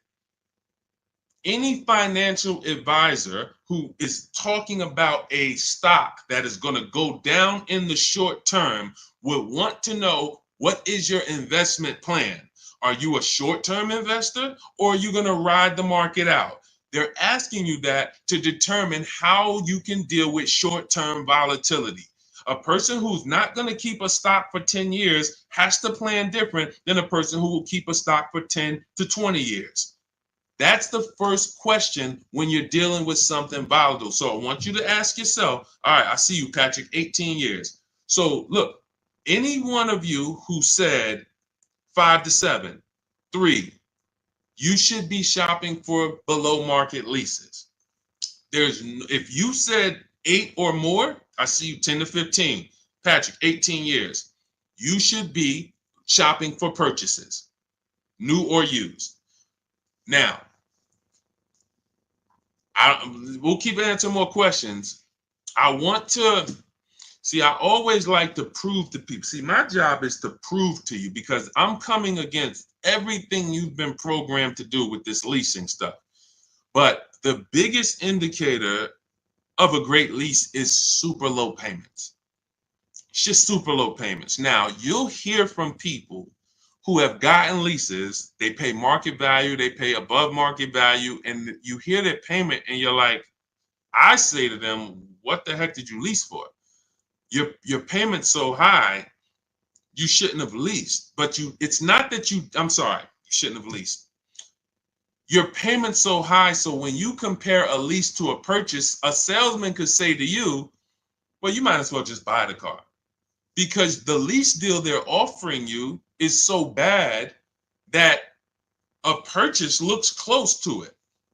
But when we look at Taupe. Taupe got a $54,000 BMW, $690 a month. That's a 1.26% lease. Her payment is 1.26% of the MSRP with no money down, no taxes, no fees. She gave them $690. She drove off in a $54,000 BMW. Danielle, $44,000 Audi Q3. Her payment is $550, no money down. She gave them $550. She drove off in a $44,000 Audi. This is a vehicle that would normally cost, some of you know our rule, financially, every $5,000 is about how much per month on a loan. Every $5,000 is about how much per month on a loan. Let me see how many people are locked in. Every $5,000 is about how much per month on a loan. Let's see. Thank you for counting. It's $100. Yes, thank you. So I want you to lock these rules into your head, especially those of you who don't have my book. Every $5,000. Yes, I see you, Inspector Joe. Perfect. Lil John, 120. If the interest rate's high, it could go to 120, but 100 is the good rule to estimate. Kelly, $100. Yes. So $100, which means this $44,000 Audi would cost her about $900 a month on a 5-year loan. Now, that's not even including taxes. That's just the MSRP of the car. Now, her $550 a month payment does include taxes. So if we were to add up taxes, but I'm just saying, let's say she got a discount. Let's say if the taxes were $3,000, let's say they took $3,000 off the car. We're being generous. Her payment's still $900 a month for 5 years. If she took a 6-year loan, maybe she's $800 a month. She's paying $550 for her lease. Let's keep it going. Let's keep it. See, I'm going to prove to you that if you were supposed to lease, based on the fact you're not keeping your cars 8 years, but you bought, you lost. There's no way to win. That's why most of you, when you figure this out, you're going to be like, Deshaun, should I switch to a lease now? Yes. If you don't have a large amount of negative equity that's going to stop you from switching, you should be getting out of that finance deal and switching to a better finance strategy where you could drive better cars for less money. Look at luxury cars. It still applies. This is Kimberly. Kimberly got a Maserati, $91,000 vehicle. She got it for $944 a month. That's a 1% lease. Her payment is 1% of the MSRP. Now I didn't create the 1% rule. All the savvy leasers know about the 1% rule. If you can get a lease deal 1% of the MSRP or less, you stole a vehicle. That's a steal. Now, what I created was the 1.5% rule to know when you're overpaying for a lease. That's in my book. If your lease payment is over 1.5%, you're paying too much for that lease. It's a bad lease program, or either you haven't shopped around. And we don't go into the dealership and say, get me to a 1.5% lease. That's ridiculous. That's like saying, get me to if Kimberly went into the Maserati dealer and said, get me to 1.5%, her payment would be $1,200 a month instead of $900 a month. So it's key is understanding the range where all right, 1.5 is the max where that it makes sense to lease that vehicle. And then anything lower is just better, more and more value. But there's a lot of 1% leases. Greg has a 1% lease, $527 a month on a $56,000 Kia EV6. You saw Zafrina. Look, Jen. Now, this is a higher mileage lease. We had a couple people on here. You typed in HM. I asked every high mileage driver, if you drive more than 18,000 miles a year, type HM into the comments. HM. We had a lot of people type HM. Now, she drives 18,000 miles a year because there's a myth out there. I know all the myths about leasing. Deshaun, I thought you couldn't lease if you drove a lot. Okay. We have leases that you can lease literally most cars up to 30,000 miles per year. I see you, Kelly. So when you look at this, Jen, we always shop our leases with 12,000 miles per year. That's how we get our offers. In my book, I teach you how to connect with 25 dealers online in 20 minutes. Our entire shopping process to get below market leases takes no more than 90 minutes. First timers, though, give yourself 3 hours to work the process and to get bids, new cars, used cars, leases. But when she gets these offers, she gets her $39,000 Honda CR-V hybrid, $512 a month. That's a 1.3% lease. Once she got her best offer, she found a dealer. We use a system. I created a system called the 25 to 5. We connect with 25 dealers to get 5 offers. Because as I said, which you'll see when you use this, 8 out of 10 dealers, 80% are overpriced. There doesn't matter how much you negotiate, they're not going to beat the lowest price. That's just what they do. If they can't make a bunch of money selling the car, they won't sell it. And that's okay. We don't care about the 80%. We just buy from their competition. We find the 20%. So she gets her $512 a month lease, and then she had them adjust it from $512 to 18,000 miles a year, and it's $563. For $40-something, $45 more a month, she goes from driving 12,000 to 18,000. And that is, it's not being a high mileage leaser, unless you have no negotiation, unless you have no shopping strategy, being a high mileage leaser doesn't result in, I'm paying $200-$300 more a month than what I would get. All you're doing is adding a couple more dollars for your high mileage after you've already shopped your best deal, and you can drive as much as you want. Jen can drive her 18,000 miles a year, drop off her Honda after 3 years. If she bought that Honda and drove 18,000 miles, think about how much she'd be depreciating it. In 3 years, she got 56,000 miles. 4 years, she's got 70-something thousand miles. Think about how much that Honda would depreciate in 4 years with 70,000 miles. She's paying $563 a month. She'll drive it for 3 years and go do it again. She's never tying up her money in this vehicle. Not to mention, if she bought that vehicle and did a no money down deal like she did on her lease, $40,000 vehicle, taxes, everything, she's paying $800 a month plus. And she's going to have negative equity because she's depreciating it too much. So these are the principles. The first step, when you said, how do I start the process, Emily? First step is, how many years am I keeping the car? I call it the most important question. That's why it's first. If your answer is 8 or more, we're shopping for a below market purchase. A below market purchase could be a new car, could be a used car. If your answer is less than 8, I'm shopping for a below market lease. That's how you start the process. Step 1. All right, go ahead, Dolan. Next question. That's why I'm thinking of a 2-year lease. Now, 2-year leases, you only get them if they're advertising them. They don't design leases for 2 years because they want the cars back usually in 3. So 2-year leases usually don't have a good program, no support, bad residual values. They don't want the vehicles coming back in 2. They want them back in 3. So when we reach out to dealers, if there's a great 2-year program, they'll tell us about it. And shout out to y'all. Can y'all keep running those likes up on TikTok? Let's see if we can get to, I don't even know. I don't like to have a goal. Let's just, if you're enjoying what we're doing, every time you tap the screen, every time you hear something you like, just double tap the screen. Y'all see how fast y'all run the likes up. I appreciate y'all. Miss Nikki, when is the best time to buy? Now, that's a great question. Don't fall for marketing. Dealers have convinced you guys, and again, as a former Mercedes salesman, former General Motors salesman, I'm telling you from the inside, they've convinced you that the best time to buy for them is the best time to buy for you. The end of the month, best time to buy for a dealership, because we imagine, we got a lot of people here who, you're professionals, you're in business, and you work in the market. Imagine a business, right, where every single weekend you were going to get a ton of people, almost without even trying, because something had happened where they thought they were somehow going to get something better that you couldn't offer another time. That's just the way it goes. Like, somehow Friday comes, Saturday comes, it's a line.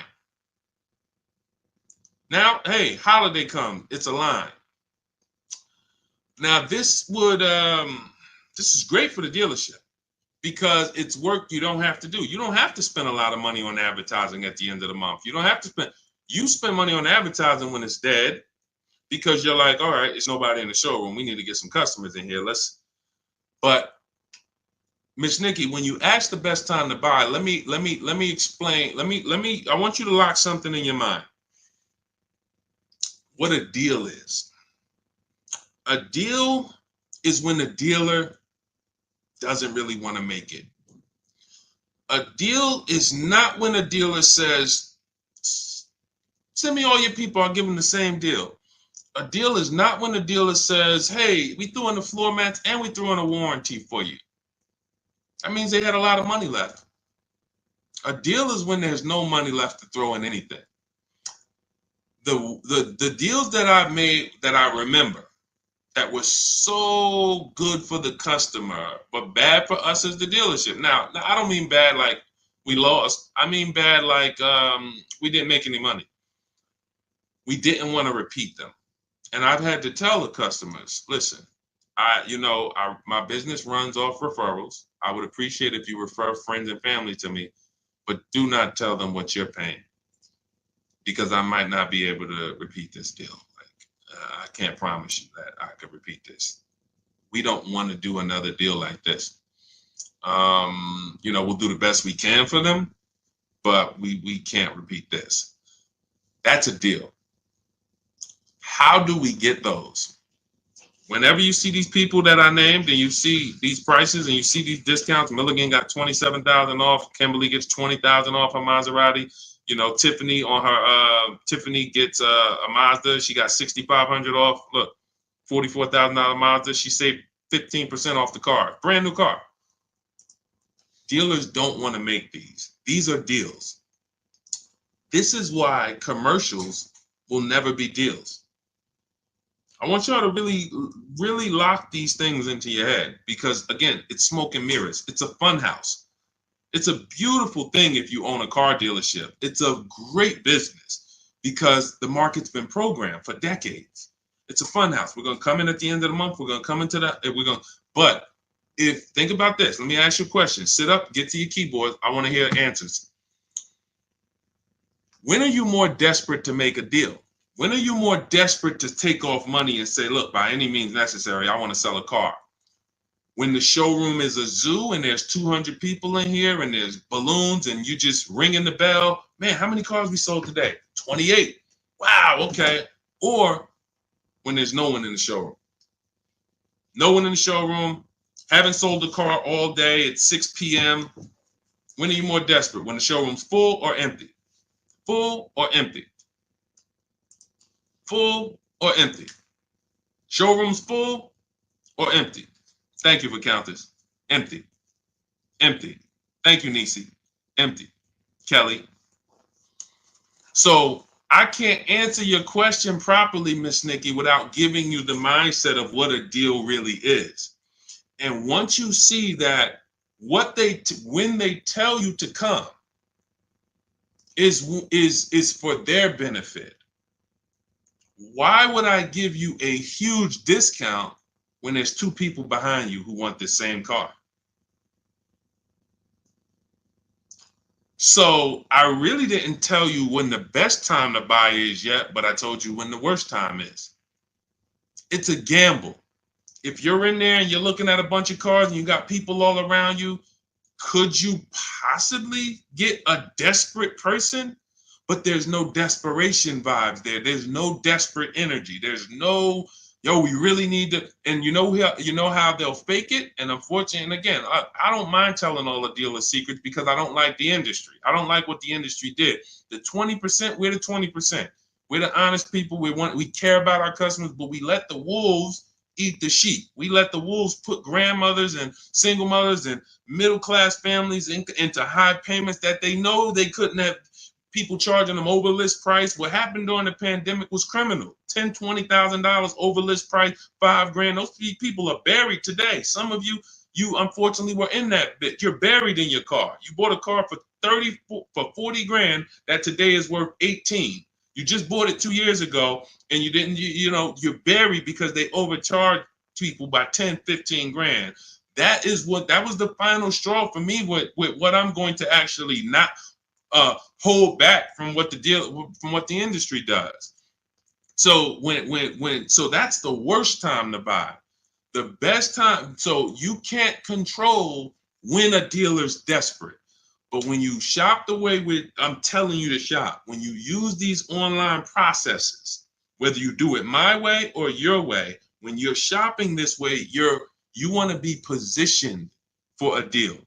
Let me give you an example about position. You're positioned for when a dealer's desperate. I reached out a couple years ago for my mother's lease. I was shopping for her. She was buying a Mazda CX-5. Now, I reached out in October, 25 dealers. In my book, I use my system, the 25 to 5. That's what everyone who I showed their lease deal or their new car deal, they use the 25 to 5. Connect with 25 dealers. Purchases, leases, doesn't matter. You get big discounts. The best bidder is always going to beat everyone else by thousands of dollars. Now, I reached out in October. I didn't like the deals. I followed up with all the people who had cars in November. Hey, how did the deals look? Didn't like them. Dealer contacted me the beginning of December. Hey, I couldn't get to your number before. Hey, does this car work? I could get to this payment on it. Ooh, great payment. That's better than everybody else. Let's go. Done deal. He was desperate.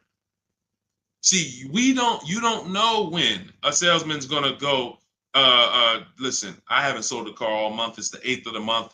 Look, I got one customer. Their offer was low. We didn't take it last month, but hey, can we do that deal now? Like, I need to get something on the books. Position. That's why in my book, I teach you how to have 2 dates. And in all my strategy, you have 2 dates. My as soon as date, that's as soon as I can make a deal. My no later than date. And when we reach out to dealers, I have a template. You use all my templates, copy and paste when you reach out to dealers on new cars and leases. Used cars is a different process. It's all online marketplaces. But when we connect with 25 dealers, you're using my templates. And one of the things we tell them is, I can buy a car as soon as today, but I don't need a car until this day. Spring. You might say, Deshaun, I don't need a car until next summer. That's really when I want to get it, but I can do it now, but I can wait till next summer. That's called leverage. Why? Because you have options. I can order a car. I can wait and watch the deals over a couple months. Like I just told you I did, 3 months, the 3rd month, the best deal came. So when a dealer knows that, see, what they're dealing with is people walking in, no strategy. I need a car this weekend. Cha-ching. Oh man, I've been to several dealerships. Nobody has a car. Oh man, I see you have one. Cha-ching, you're going to pay more for that. Thanks for telling me that information. This is how everything you say is being used against you. That's why when you use the car from home process, you're not talking. I'm never going to arm you. Remember the people, you might have used it. The scripts online, Google, download these scripts. What to say to a car salesman? Don't tell them you have a trade-in. None of that stuff works. That doesn't work. You don't think people know about that stuff? So that you can't, you're dealing with someone who negotiates 3 times a day, 5 days a week on cars. You might negotiate 3 times a day, 5 days a week, office equipment. So the point is, when you are positioned, when you're positioned, which means, I'm not always going to wait till the last minute to start to enter the market. You've been trained to just wait until you need a car to enter the market. I'm telling you that you might be in an emergency now. Look, if you're in an emergency now, you look at somebody like Ansley. Ansley started the process and he did it in 3 days. Got a 1% lease. He said 1 car down, 2 more to go. He's paying. He got a 2024 QX60, $58,000 car, $554 a month, first payment down, which is a no money down lease deal. $554, $58,000 vehicle. That's under 1%. He said, look, I started the process Saturday. I accepted a deal Monday. I told you, our process is a few hours. When you get good, it'll be 90 minutes to 2 hours. You can get any car. But in the beginning, first time, it's going to take you 3 hours, maybe 4. But the point is, positioning is where you want to be. Because when you are connected with so many dealers and they have your information and they know you can make a deal, but you don't have to make a deal now. They know what you want. They're going to get all the people out the way who are desperate now. All right. I see you, Mercy. I see you, Stevie. I know you want a car, but you know what? I can't get to this price. And I got all these people in the showroom now. Let me sell them a car, sell them a car, sell them a car. All right, let me sell them a car. They're not getting good deals, but look, let me just sell them. But they're right here. This is like low-hanging fruit. I see you, Stevie, but you said you don't need a car until later spring. I might make a deal with you, next week or next month. But right now, let me get to these people. Now, all of these people start going. Now, they're looking for people. Man, I ain't got nobody else to sell. Oh, Stevie. Man, I need a deal. All right, see, they can't give you the same deal they're giving all these other people that's in there with the desperate energy.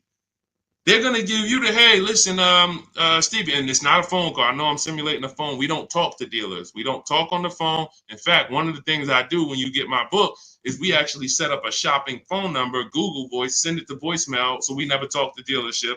Again, this is a McDonald's system for car buying. But anyway, hey, connect by email. Hey, Stevie, couldn't get to your number. Miss Anderson, couldn't get to your number before. Can we make a deal now? Because I think I spoke to my manager and I think we could get to your number. Desperate. Call me. Who wants a dealer to reach out to me when you're desperate? Type me. Type me if you're like, yeah, I like the idea of a dealer reaching out to me when they're desperate. That's what we do. That's positioning. I see you, Emily, Jeffrey, Robert. That's the name of the game. Okay? So if there is no purpose, you can't time when a dealer is going to be desperate. You can't time, but again, we didn't talk about the best time to buy a car because there's no best time. Again, you can't time that. You can only be positioned on the market to know. And it's a different strategy with used cars. So that's a different strategy. We get positioned a different way and we watch the market with used cars. But you know the worst time. Everyone who's been on here for the last 10 minutes, you now know the worst time to buy a car. Let all the people who want to go in there on Labor Day, go fill those showrooms up. They're going to serve y'all donuts and bagels until and keep you from leaving. Keep you from leaving, but you're not getting deals. There's no desperation there. We got a line of people. This is time to make money. People doing their most numbers. Hey, how many cars you sell today, man? I did 4. 4? Man, I almost got there. I got 3 though. This is a money-making day. This isn't. You want the salesman after you get your car to be like, dang, I ain't make nothing on that. Make it on the next person. Not us. So this is all what Cars from Home is about. My new digital book, Cars from Home, 7 Steps of Saving Time, Money, and Avoiding Dealerships, teaches you my exact system on how to get below market leases, below market used cars, below market new cars, step by step. I walk you through a 7-step process. Step 7 is delivery. And it's front to back. Everything's accounted for. There's no guesswork. You're not coming up with your own ideas. You bring your goals. You use our strategy. You don't need to bring me your strategy. Leave your strategy out there. Bring me your goals. Deshaun, I want this used car. Okay, use this system. I want to lease this. Use this system. And we can even talk about the stuff selling leases. Selling leases. A lot of people didn't know you could sell leases. That's all. So there's stuff in there. You're gonna be like, whoa, what are you talking about? I could sell. I might be able to make money on this lease. That's a bonus. You mean to tell me I might get a bonus out of this? I could sell this. So all in there step by step. But you can get your copy for it's normally $97. You can get your copy for $24, which is 75% off. That's my welcome offer. If you get to my TikTok bio, the link, my Instagram bio, the YouTube comments, or the Facebook comments before 30 minutes. That welcome offer is only for 30 minutes. Once that timer hits 0, the price does go back up to $97. It's worth every penny at $97, but 24 is better. So get there, get your book, and after you pay, be sure you screenshot the thank you page. You're going to see on that thank you page is the link to open the book. It says it right there. Click below to open the book in case you want to save it to your phone or your computer. I also email you a copy, but sometimes people type their emails wrong. So also on that page is my support team's email. In case you don't see that email hit your the book hit your email, you typed your email incorrectly. Happens all the time. Email my support team and we'll get you your copy over. So, all right, go get your book and then come on back to the stream before the timer hits 0. Go ahead, Dolan. Mike, what does certified mean on a used car? Great question. Also, how do I negotiate with CarMax no haggling policy? You can't. As far as I know, CarMax does not negotiate. So let's talk about your first question. Certified. Certified is a process of restoring a vehicle that is used to as close to new as possible when it comes to the components. So there's a full checklist of things that the service department is going to do on the car, everything from the windshield wipers to some certified standards. They even repair the upholstery to, just electronics. They're checking. Everything has been checked to make sure that it is of a certain quality. Here's what it does not protect against: previous owners' incompetence or lack of maintenance. So somebody connected with me the other day. They asked me, this is in my private group. I have a private group, so I don't answer private questions. If I'm not answering a question on stream, I can't do DMs. I can't do emails. But they were looking at this car and said, this car, one of the things that is a non-negotiable, remember this. If you have my book, you don't need to remember this. But non-negotiable when buying any used car, service records. We must see a Carfax. We must see service records. That is the biggest indicator of it. Well, there's one more indicator, but this is the actual biggest indicator is the DNA, what I call the DNA of a car. Certain cars have a history of the transmission going at 80, 90, 100,000 miles. You have a high chance of the transmission going at 80, 90, 100,000 miles. It's public record. We do a search. It takes us 5 minutes. Every single car that we are considering buying, you have to check the DNA of the car. With this search, we go to Google, we type in the year, make, model, initial quality, year, make, model, reliability, year, make, model, longevity. If we're buying, if we're leasing, we don't need to check. We don't need to check longevity. And we're skimming Google. That those first couple pages, we skim those Google articles to see if there's any bad data from the third-party sites, below average reliability, transmission issues, engine issues. We're going to see that. Now, what we did, that's the checking the DNA. You can't change the DNA of the car. You cannot take a car that has a history of electric problems and change that. Now, you might get lucky and say, wow, I didn't have any. But when it happens, You cannot be mad. It's built. It's the way the car is made. It's not. It wasn't your fault. What did I do? I took care of it. I maintained it. I changed the oil. I changed the brake fluid. That's the DNA of the car. So once we check that, now we move into our when we actually, now we've decided this car has good DNA. Now let's find the best one. Now that's when we're going to service records, because the car has good DNA. But if an owner did not maintain that car and they can prove it to you, that is not a risk I'm ever going to take. Hey, but I changed the oil myself, man. You know, it's not on the Carfax. I changed the oil myself. I'm sorry. That is not a risk I'm going to take. Because if you did not maintain this car properly, I can't be mad when something happens to it. So that is one of the biggest things that we look for. And they can certify a car, Mike, and it has very limited maintenance history. So you might think, oh, it's certified, it got to be good. If you look at that Carfax and you see serviced at 5,000 miles, 10,000 miles, 30,000 miles, there's a gap there. Wait a minute, what happened between 10,000 and 30,000? Where are the service records? I would never get that car. I don't know. Yet 20,000 miles. Maybe they did change the oil. Maybe they didn't report it, even though places like Jiffy Lube and Anco, small spots, they report. But maybe they didn't. I don't know what happened. And because I don't know what happened, for that reason, I'm out. So, and in terms of CarMax, guys, you're overpaying from CarMax if you're buying exclusively from them. You are overpaying. And I'm going to tell you why.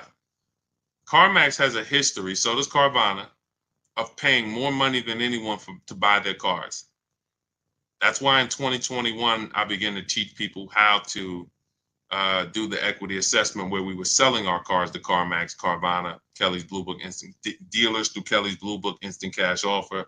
This is our equity assessment process. We haven't really talked about it much in this stream, but step 2 of our process in my book is the equity assessment. This is when we find out the most money we can get for our current car or our lease if we're selling it. Once we get those 6 offers, that's going to tell us the highest value on the market for our cars. And these are cash offers. These are not like Facebook Marketplace people. These are companies you literally go, they look at the car, they inspect it, they come out, they give you a check. So we get those 6 offers. CarMax has historically been one of the people who pays the highest. They don't always win. And again, that's why we get 6 offers. So it's no way CarMax is always going. Sometimes it's Driveway. These are the 6 companies. Write these down. If you don't have my book, write this down. The 6 companies that you should get offers from are CarMax, Carvana, Driveway. CarMax, Carvana, Driveway. That's 3 online used car buyers. They operate a special system. They only sell used cars. The next 3 are websites that connect you with a local dealer to get a bid online. And that's Car Guru, Sell My Car, AutoNation, and Kelley's Blue Book Instant Cash Offer. So we're getting 3 offers from dealers. We're getting 3 offers from the biggest online buyers in the country. 6 offers. CarMax historically is going to win a lot of those bids, which means they're paying more than anyone for their inventory. What does that mean when they go to sell it? Simple economics. You can't buy high and then sell low. You're out of business. So what they're depending on, Mike, is people like, I'm not going to say like you, even though you're asking exclusively at CarMax, seem like you're locked in onto a car at CarMax. And you probably want to haggle because the price is high. If you looked on other websites, in my book, I teach you how to look on 8 marketplaces. 8. AutoTrader, Cars.com, Car Gurus, Carfax. CarMax is on there. Carvana's on there. Driveway's on there. eBay Motors is on there. But CarMax is not exclusively on there because they're going to lose most of the time. And when we shop our markets, what we've seen historically is every car we look at, CarMax is usually not going to win. Sometimes they will, but most times they are not because they pay too much for their cars. So it's no point, and they don't negotiate. And in fact, now that you kind of know this, you understand they can't negotiate. If I paid this much money for this car, I got to sell it for more. I can't lose. So anyway, that's why we never exclusively buy from anyone. Everything we do is a bidding process. Everything we do, someone won. And that's what I want you to experience. I want you to, when you buy a car, when you get a loan, when you sell your car, not trade. If CarMax bought my Jeep in 20, when did I sell it? 2021. I sold my Jeep. They paid a ridiculous amount of money. They sold that Jeep to someone. They paid me at that time. It doesn't matter. It was a whole lot of money, but they won. They weren't the only offer I got. They won the bid. All the other companies lost. When I leased the vehicle from my mother, they won the bid. Everyone that I showed you so far on this stream, Ansley, the dealer he got this Infiniti from won the bid. He got multiple offers. This dealership won. Jen, when she got her Honda, that dealership won. Tasha, when she got this pre-owned Lexus, the dealership who had this pre-owned Lexus, not even 1 year old, $9,000 off, that dealership won. Where a dealership has to win, and when you start using our process, and again, if you want to try to do this your way, I don't care. Just get bids. Make sure that when you are buying something, you think about what I said about the Prego and ShopRite and Pathmark and Stop and Shop. You can walk into Stop and Shop, see Prego spaghetti sauce, $4.99. You go into Stop and Shop, same Prego, $5.99. You go into Pathmark, it's on sale today, $2.99. Same exact product, the garden vegetable. What's the difference? Where it's being sold from. So that's how you have to view the car market. That Nissan I'm looking at, you have it for one price. What is the dealer who has it? What does he have it for? What does he have it for? What does she have it for? And that's when you're going to win. That's when you're going to see. You've got to prove this to yourself. And that's what our entire system is about. Everything we buy, someone won a bid. That's why you could be a horrible negotiator. You're going to win with us because you're not negotiating for a deal. Essentially, all these people are negotiating with each other. So that's to answer your question, Mike. You learned about certified, and you learned why I would never exclusively be buying from CarMax. All right? Go ahead, Dolan. All right. Can we still negotiate in today's market, or is it more shopping online and choosing the best one? No. This is. And look, I never want to assume. I know a couple of you are still. All right. Let's just take this was a sweet question. Somebody just came onto the stream. They asked, "Can we still negotiate in today's market, or is it more shopping online and choosing the best one?" Now, let me say, let's say I'm a very nice car salesman. I consider myself to be a nice guy, but here's the thing: I could be a wolf. So the wolves can be nice guys and nice women. Sharks. Literally take your head off. Look, send you down the road with a smile, and look at the money that the dealership made. Man, we made $11,000 off. Our commission's $1,500. The reason I'm saying that is because if you walk in and a nice person can get you to ask them that question. Hey, let me ask you.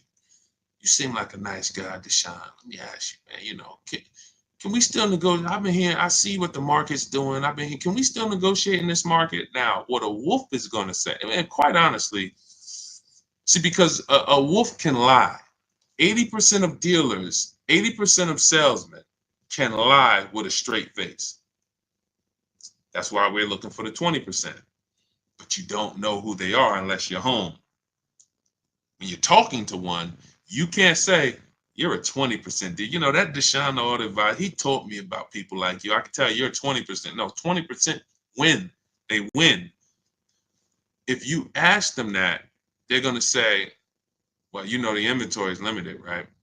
And you know there was a strike. You remember last year? It's like we wanted the prices to go down. Like, I always like to make deals for people like you. And, I love being able to take money off and get you to where you want it to be. But pandemic got limited inventory. Then we went and we got a strike. You remember the union worker strike? Now interest rates are very high. There's always going to be something they can say. That's why your innocence and your asking and your trusting of them is what some of you got the car salesman at your barbecue. You're bugging. You're bugging. And let me tell you something. A car salesman who will earn your business each time. This is how you're going to know. This is how you're going to know. When you start using the Cars from Home system and the same dealers, the same people that sold your grandfather cars and your mother cars, and now they've been selling you cars, and they've been selling it for 30 years, they've been in the business. Come on now, you know me.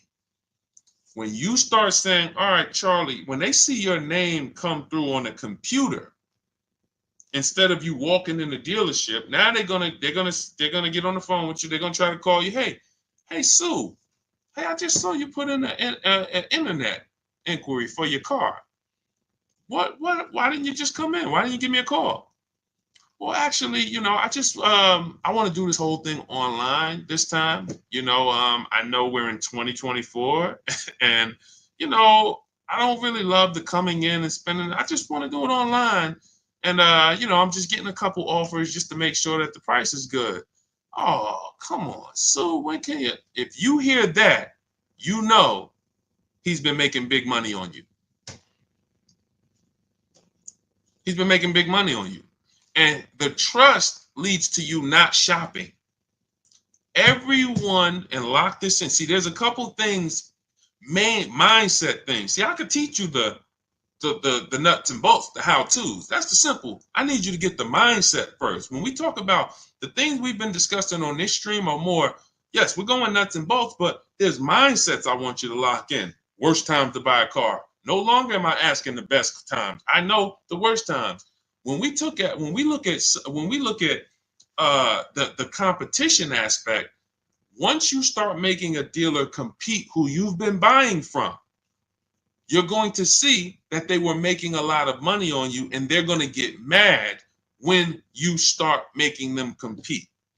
They're going to get mad. And that's what you need. You need to know that.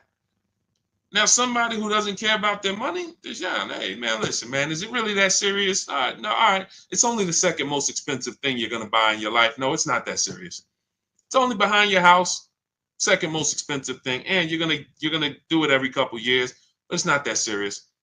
If you'll go and spend $40,000 on a car quicker than you would invest $40,000 in a business. Some of you, if you were starting, shout out to the sharers. I see all the people sharing. I appreciate you. I'm glad y'all are enjoying the show. If you were starting a business for 40 grand, how serious would you take that? How serious would you take that? You got lawyers, you have business consultants. You're going to be like, you're praying, Lord, is this the right thing to do? I don't want to make the wrong decision. This is same 40,000, but we're going to make a $40,000 decision on a car like that. If we were talking right now on this stream about investing 40 grand and protecting, if I was a business consultant, I'm like, hey guys, you're about to invest 40,000, 60,000, 100,000 in a business. Let's make sure you have what you need to protect that so that you don't lose it. People be locked in. Yeah, I can't lose my money. We talk about cars. It's like, Sean, is it really a serious, man? This sounds like you're making cars. Now, this is the easy way because, again, that's programming. That's all that is programming. Why do you think, look, all you see around me is what? Unlearn, right? Unlearn. Because once it clicks that, I do things with cars that I don't do with other things. Why do I go out and get a $50,000 car in a weekend? Why do I do that and not do real due diligence and shop the market and move the way I would do with anything else? It's programming. That's why if you own the car dealership, the last thing you want is somebody changing. Don't change anything, y'all. Keep this register rolling. Welcome, guys, at the end of the month. You came at the right time. All of that. You don't want it to change. So my goal is to break that programming, get you to see how much money you've lost. We can't think about it. A lot of money been lost by you not having shopping strategy. No problem. Now let's get that money back. Let's make it up. My next deal, I'm not only am I going to save a ton of money, I'm going to enjoy it because I'm doing it from home. But absolutely, we can negotiate in today's market, but we don't negotiate one-to-one. We negotiate one-to-many. One-to-many. That's called getting bids. That's the name of the game. And you can see the money that you can save and that you will save on every single car from now on is going to blow your mind. And you'll be like, look, I think, who was it that says Teddy. Teddy said, look, I will never, this post is a bit wordy, but I'm too pumped. I will repeat, never lease another vehicle any other way. Now, if he had bought it, he would have just bought. This is the same system for new cars and leases. Multiple dealers, 25-5. Look, he said, from start to finish, this deal took 6 days. I contacted 25 dealers in 4 nearby states. Look, closed on a 2024 BMW i4 M50, $73,000 vehicle. His payments $856. $73,000 vehicle that would normally be about $1,500. That's about $1,500 a month on a 5-year loan. He gets it for $856. Now, the dealer's initial offer came in at $937. He's paying $856. In my book, I have a calculator where you type it in. It sends you counter offers.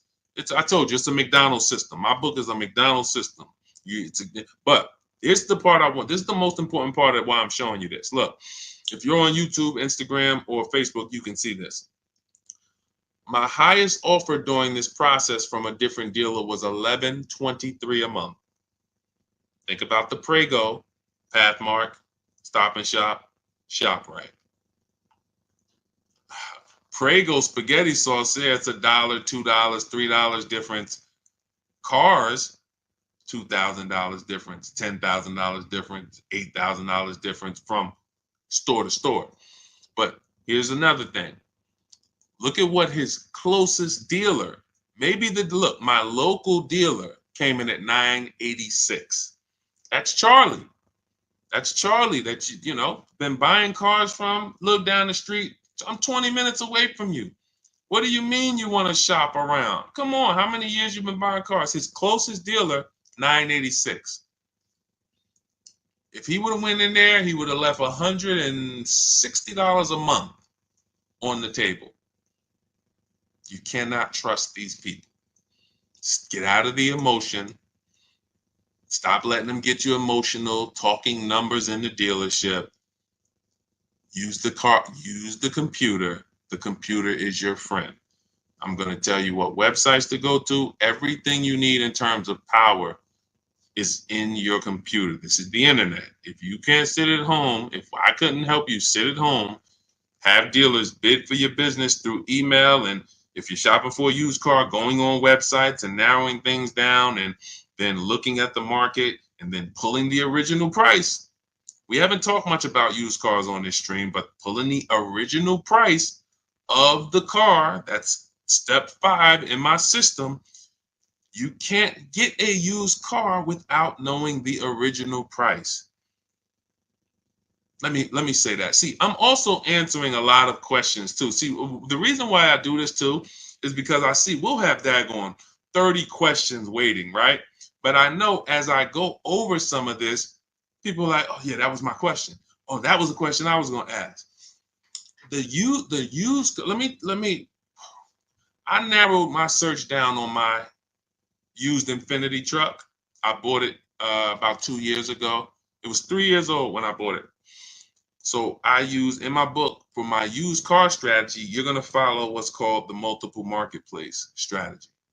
We're looking at every marketplace for a used car. We hit a little bit about that earlier with Mike. He was asking about CarMax. You never want to shop one used car marketplace for a number of reasons. That's like you just going to Walmart and not shopping at Amazon, not checking Amazon, not checking Best Buy. You're about to buy a expensive item. So when I was when I narrowed it down, one of the things I noticed, and I never saw this before, but I knew it could happen. One vehicle that I was looking at on Carfax had a different price on cars.com. Now, I know how that happened because being in the dealership, when we update pricing on a used car, it doesn't hit every website the same time. So one of the things I'm big on, and I made a video about it, is you never negotiate on a car without seeing it online. So if you're looking at a car on the showroom and they don't have a price on it, that's a tactic. Never even negotiate on that. When you see a used car and there's no price listed, it's not online, don't negotiate on it because it's a tactic. We can make up a price and they'll just start, negotiating off a made up price. So, but I knew that they lowered the price, but it didn't hit this website yet. It hit this one first. That was showing 32, but this one was still up at 34. So I was like, oh, that's interesting. So if the person only shopped on cars.com, they're going to see the 34 price, right? Makes sense? Type $ if that makes sense. This is the reason why we always want to shop multiple marketplaces. One of the reasons. Now, when we narrowed this thing down, a lot of you end up with your top choices on a used car, right? It's pretty much what everybody does. You look, okay, I like these 4. That's where I was with the Infiniti. How you make your decision is very different than how I teach you to make the decision, because you usually just go with your gut or something like that. All right, well, these all look good. They got similar miles. Boom, pictures look good. All right, let me go see this one. Let me tell you why that's the bad choice. I got 4 Infiniti trucks. I'm looking at them. They're all white. I can see they're all similar miles. Lowest one's miles was 26,000. Highest one's miles was, what's up, Alex Barty? Maybe 36, 38, maybe. They're all in a mileage range that I liked, right? They're all white. And I'm like, okay. First thing we do is verify fees. First thing we do, verify fees. Some people are not going to charge this price. They're not going to honor that online price. Who's gotten to a dealership, they saw a price online, price looked good, they get in their car, you get in your car, you drove all the way there. When you get there, you found out it wasn't the price. Type me. I would tell you, if you're on your phone, type the mad emoji, because that just pisses you off. It's a waste of time. Last weekend, somebody just experienced that. Saw the price online, price looked good, got in the car, hey, I saw this car price online. You get to the dealership, that wasn't the price. Right? Look, all right, now we got the mad emojis coming in. That happens because they had no intention to sell the car for that. And it's based on, first of all, never do that again. Okay? Never do that again. And because that's why they do it. As long as people keep coming, they're going to keep doing that. So here's what we do. We always verify fees. Call, hey, may I speak to a manager? Hey, I see a car here. Just want to verify, besides the price online, what fees do you charge? Tax, title, DMV. Sounds good. Tax, title, motor vehicle fees. I'm sorry. Tax, documentation fee, motor vehicle fees. Those are the 3 real fees. Every dealership I worked at for 14 years, those are the 3 fees. Never had a dealer. There are dealers that just make up fees. Prep fee, marketing fee, internet fee, all of these fees, LoJack fee. I've never worked at a dealer that actually had made up fees. I think that's an integrity issue, but there's tons of dealers that do it. You can't waste your time, and I'm going to tell you why. People say, well, if I do that, Deshaun, I just walk out. I ain't buying that. Well, you wasted your time. You lost. When you get in your car, drive to a dealer, talk about the car, find out the car's overpriced, leave, drive your car home, you wasted 2, 3, 4, 5 hours of your time. And you still need a car. So you want to verify fees before you come. But now this is what we do. This is the step we take that most people don't take. And I teach you how to do this in my book. I'm looking at the 4 Infinities. I pulled the original price of the vehicles, and I see that one Infiniti was $46,000 when it was new. One Infiniti was $48,000 when it was new. One was $52,000 when it was new, and one was $54,000 when it was new. Very big difference. See, if you bought a used car in your life, type the letter U. Type the letter U. If you bought a used car, type the letter U. If you did not get the new price of that vehicle, there's no way for you to confirm if you truly got a great discount. You bought the vehicle based on some artificial market value that they tried to show you. Algorithms. If I would have bought the vehicle that had a little lower price, $800 less, but brand new, it was only $46,000. I just passed on a vehicle with $8,000 more equipment in it, $8,000 more packages in it. This happens a lot with cars. You got special packages, sport package, special edition. See, the benefit to us doing this is when those cars come in, the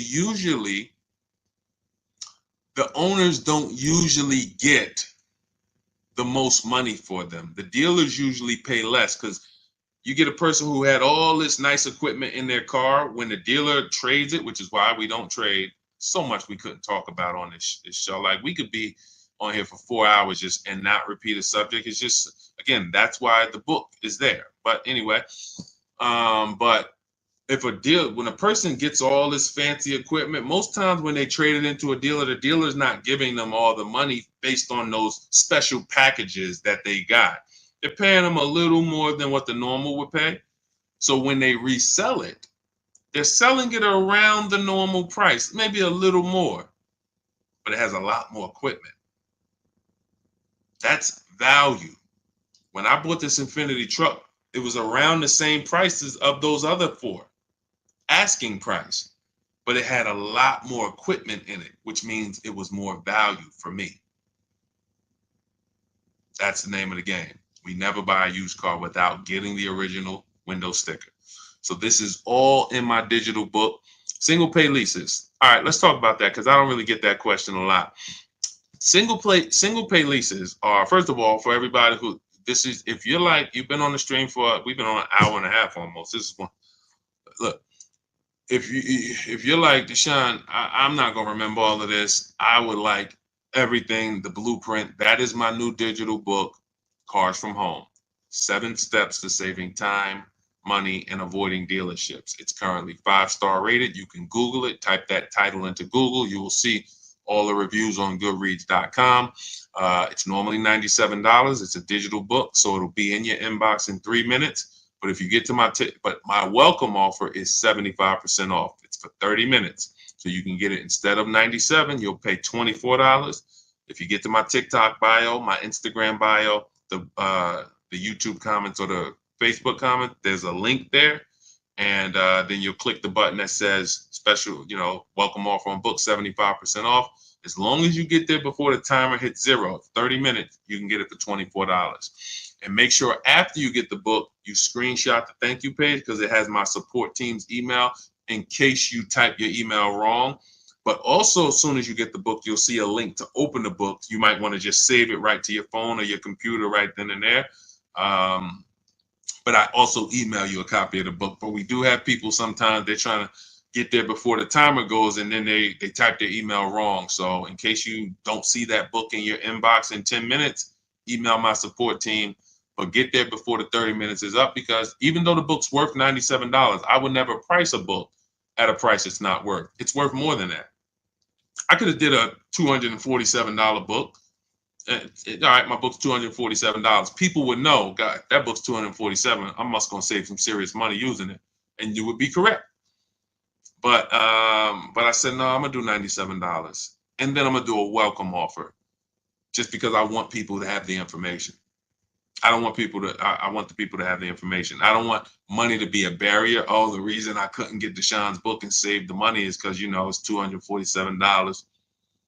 $97, everyone can get it, especially if you're buying a car. I also teach you how to do, our entire philosophy is based on no money down deals. So everything we shop for is money down optional. So we're going to get below market deals. All our leases, we shop with no money down. All our used cars, new cars, no money down. And that's how you should be shopping.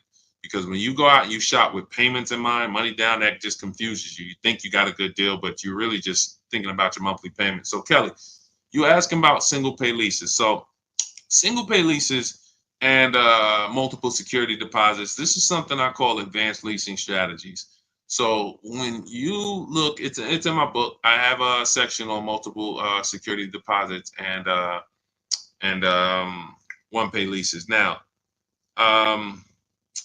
the purpose of these things is to buy down the interest rate on the lease. So if the interest rate is high on the lease, these options are going to make sense in some cases. And if the interest rate is low, then these options are not going to make sense. Now, you are comparing a single pay lease to a standard lease. Let me pull up somebody who uses our stuff, got a great lease deal to actually use as an example. Let's go. Oh, you know what? Oh, I actually have somebody who I taught who got a single pay lease. Where is Rosalie? Hold on. She didn't do a single pay lease. She did multiple security deposits. So where is Rosalie? Hold on.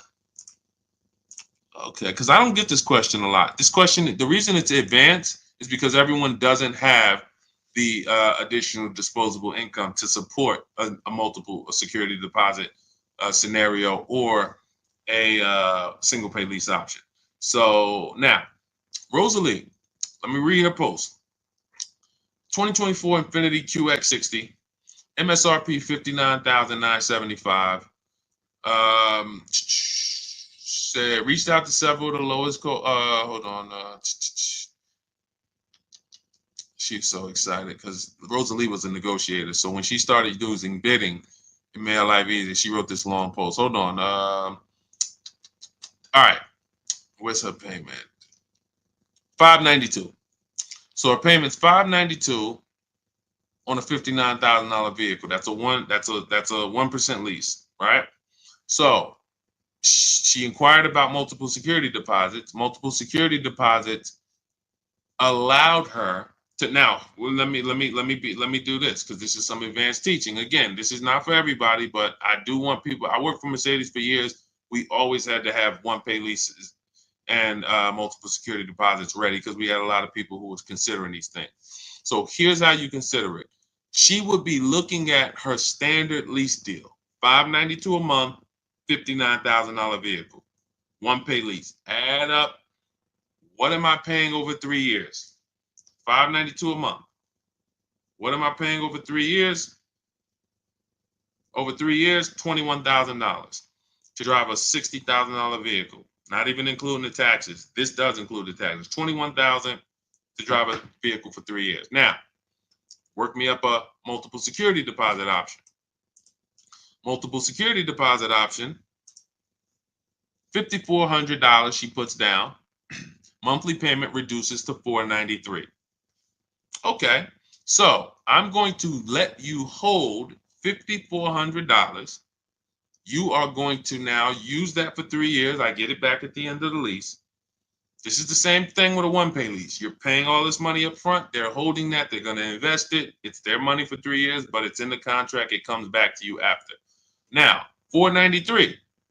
Now, she's giving them $5,400 and her payment's going down from $592 to $493. Let's call that $100. So $100 a month times 36 months, $3,600.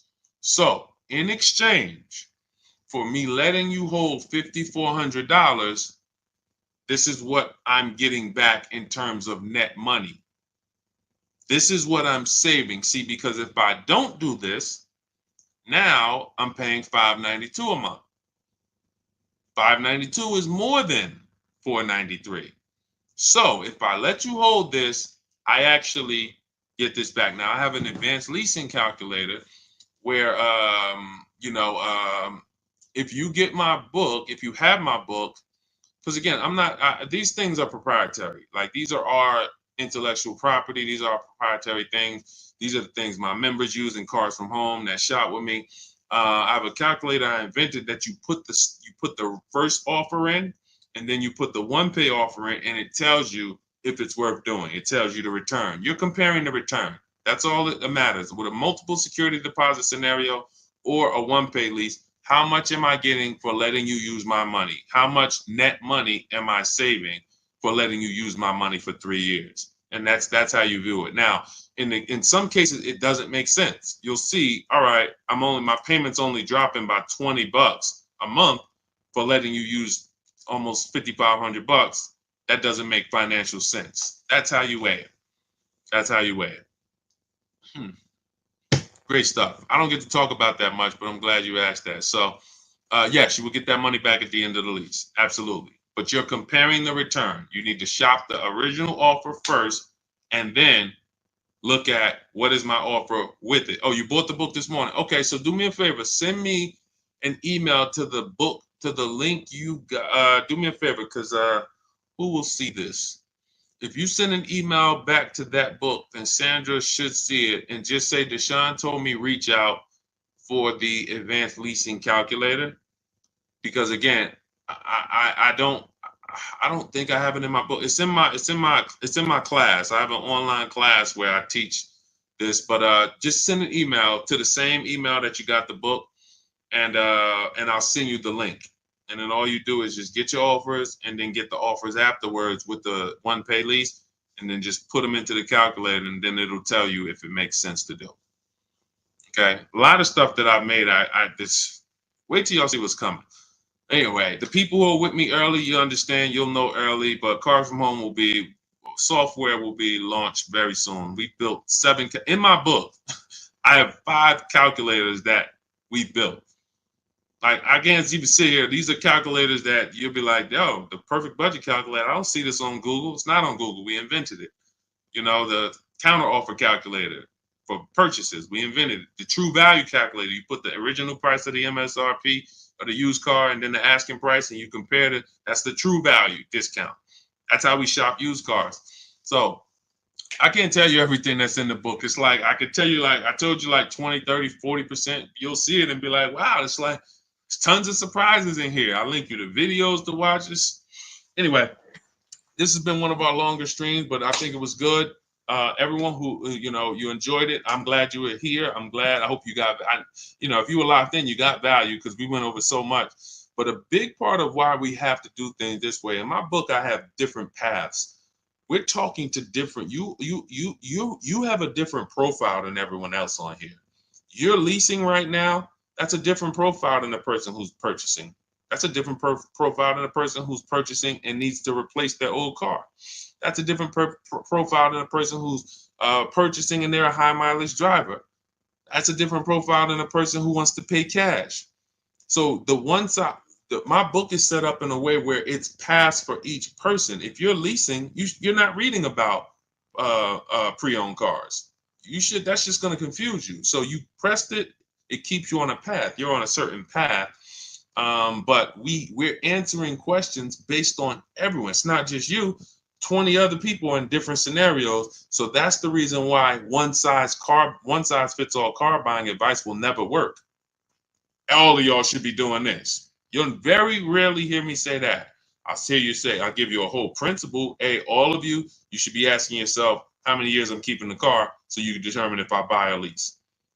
That's a question we all ask, but the answers to it is going to put us in different categories on whether we buy or lease. And then whether we buy, should we buy pre-owned or new? So you need custom strategies. That's what Cars from Home is. It's custom based on your scenario, a specific path for below market leases, below market new cars, below market used cars, high mileage driving strategies. There's two short-term strategies for high mileage drivers: a below market lease, high mileage lease. We talked about Jen earlier, or there is a strategy we call 2 cars, 1 payment, where you buy 1 car, you shop for a car, your first car, you pay it off, and then you go lease your second car. You have 1 payment, but now you have this car that you put your mileage on. It's kind of going to get old over the 7 to 8 years, but you got your new car that you're rotating, and now neither one of those cars you're putting a lot of miles on. You might do 12,000 on the lease, 12,000 on the old mileage car, and now you got 1 payment and 2 cars. One is a nice car. So these are things that, it's custom. That's why people win with what we do, because it's not a blanket approach. So all of this is in my new digital book. You can grab your copy for 75% off in my TikTok bio, in my Instagram bio, in the YouTube comments, or in the Facebook comments. Click those links and then click the button that says 75% off my new book. It's already 5-star rated. You'll have it in your inbox in 3 to 4 minutes. And make sure after you pay, as long as you get there before 30 minutes is up, you will have a 75% discount. You won't pay $97. It'll be $24. And after you pay, save the screenshot with my team's email, because in case you type your email wrong, you have my support team's email. So, all right, I'm gonna check out. This is one of our longest streams, and I need to eat. I need to get some. This water is not doing it for me. So, grab your book. Continue to unlearn. I want you shop empowered. Step out of the old way. Trust the process. This is McDonald's here. Do not bring your strategy here. Leave your strat, bring your goal. That's all. Get your book, bring your goal, forget the strategies there. This is the McDonald's system. It says the fries, beep, beep, take the fries out, put 2 shakes of salt. Shake, shake. That doesn't mean 3. People will be, hey, Deshaun, I went to this website. I got the book. I went to this website, and it says, I looked at the lease deals. It says I need $3,000 down. When did you hear me say in the book, go to a website? Oh, you're right. Yeah, you're right. That's okay. Everyone, you just unlearn. Trust the process.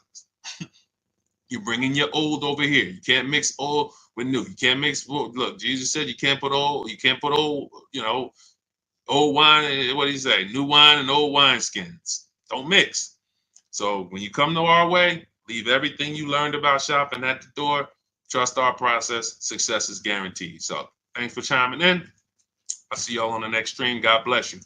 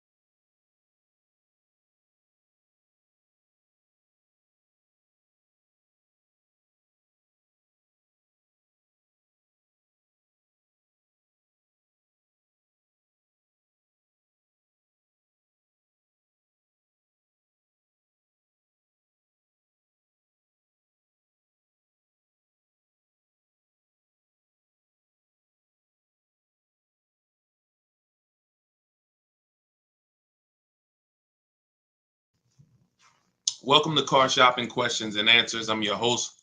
I'm known as Deshaun, the Auto Advisor, publicly. If this is your first time ever joining a stream or seeing me, I want you to type a 1 in the comments.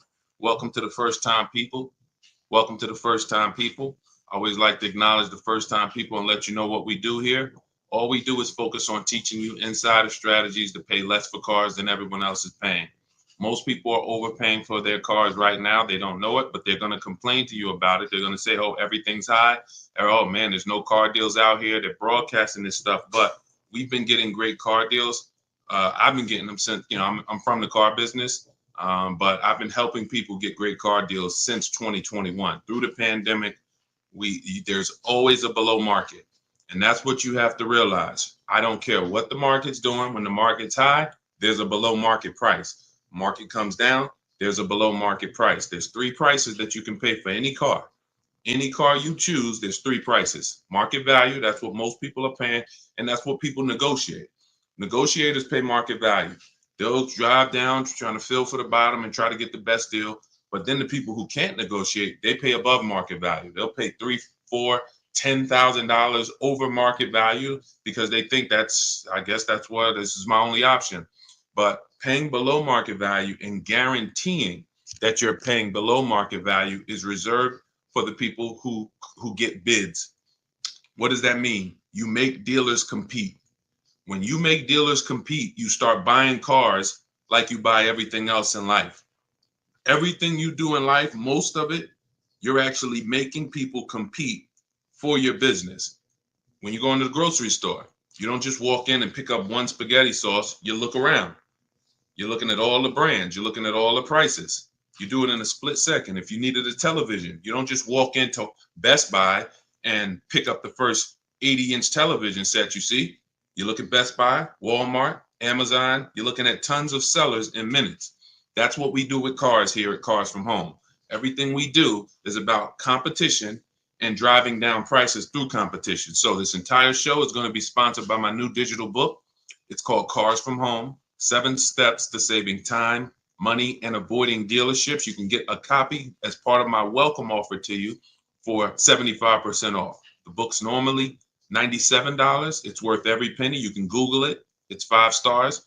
But as part of my welcome offer, you can get your copy for $24 if you get to my TikTok bio, Instagram bio, Facebook, or YouTube links. Click those links and then get there before 30 minutes is up. The welcome offer is for 30 minutes, and everything we'll be talking about over the next hour or so is going to be out of this book. So start typing your questions, and we'll bring them into the show one by one. Now, the reason why you need a process, as we start getting questions, as soon as we start getting questions, Dolan, you can bring in the first question. Until then, I'm going to lay out this 7-step system.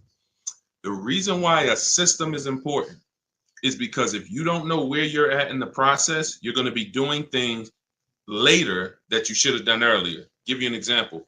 Most people have taught you should be trading your car in. Don't tell them you have a trade until after you've already went to the dealership, picked out a car, negotiated the car, and then agreed on a price, and then you spring your trade on them. We never do that, because what ends up happening is if you bring your trade in late, first of all, you wait all this time, you tie up hours and hours of time, negotiate, and then you talk about your trade in. Now you have literally, what if they don't give you what you want? And then you'll find out in our process, we never trade cars to begin with, because that dealer is never going to pay you what a buyer like CarMax or Carvana or Kelly's Blue Book Cash Offer or any of these big buyers who buy cars, like thousands of cars a week around this country they buy. So the reason a process is important is it eliminates you needing to think, what do I do next? What do I do first? So you'll see as we, you can bring in the first question, start typing your questions, and we'll get to as many as possible. Go ahead, Dolan, bring in the first question. What's up, Todd Eddington? Larry Young, good to see you. Trey 97, type your car shopping question. Lily, could you please advise on leasing or buying a utility truck? You want to look at depreciation. If you're making a decision right now, cars are depreciating like crazy. You had 3 years of cars not depreciating, cars appreciated. They went up in value. That's never happened before. So all through the pandemic, people's cars were going up in value.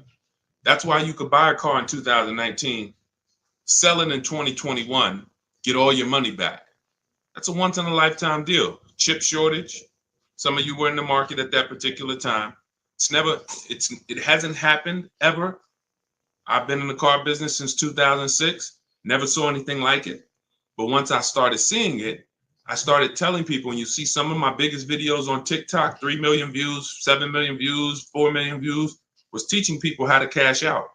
During that run, I sold my lease. I drove my lease for 3 years, 3.5 years. I sold it and got all my money back. I got every dime I paid back less about $1,200. I sold my Jeep for $10,200. My mother made $10,200 selling her CX-5 lease. And then, I made about 9,200 bucks. So we're looking at depreciation when we consider leasing, because you look at cars that are going down in value on a normal basis, but in the short term, you are going to lose if you're buying a car and you're only keeping it 3, 5, 6 years and you're going to replace it, because the cars are going to lose the most value in that time. Even if you buy a used car, some of you may say, oh, I buy a used car so it doesn't depreciate as much. True, but it's still depreciating rapidly until you get to 5, 6 years of ownership where it starts to cool off. So tying up all that money in these cars only to turn around and trade them in and do it all over again is not financially wise. Now, who was taught never lease a car? Let me kind of address, because as soon as you ask this question, Billy, you don't realize you sent a lot of sparks through anyone watching, because they automatically said, well, I'll never lease a car. They don't realize that they're overpaying like crazy because they're taking bad financial advice that's not tied to any numbers. They're listening to people who never explain leasing, never explain numbers, and never understand below market leases. So when you see these commercials that say, come lease this car with $4,000 down plus tax and fees, that's not a below market lease. That's a lease that it's really little to no value. Let me show you what an example of what a below market lease is. So look at somebody like Greg. Greg leases a Kia EV6 Wind. It's a $56,000 vehicle. He's paying $527 a month. No money down. So now you might have saw commercials and thought, in order to lease, I got to have money down. All we do is shop for leases with no money down. That's all we do. Look at Taupe. Taupe got her $54,000 BMW, $690 a month. This is normally an $1,100 a month car. A $54,000 car is normally $1,100 a month. So these are below market leases. If you walk in right now and tried to lease any of these vehicles and just went to a dealer and said, hey, give me a lease, your payment's going to be a whole lot higher than what I just showed you. And I'm going to be showing you more lease payments throughout the next 45 minutes so that you can understand. If you walk into a dealer and say, get me here, they're going to say, oh, no, that's ridiculous. You need $3,000 down and this and that, because they're offering you a market value lease or an above market value lease. So the key to understanding leasing versus buying, Billy, is you cannot compare buying. You should only be thinking below market. If I get a below market lease, is it better than a below market purchase for me? And the key to understanding this is how long you're going to keep the car. If you can, I have a rule in my book. It's step 1 in my book. My book is 7 steps. Rule number 1 is the most important question. How many years are you going to keep your next vehicle? If it's not 8, then you should be shopping for a below market lease.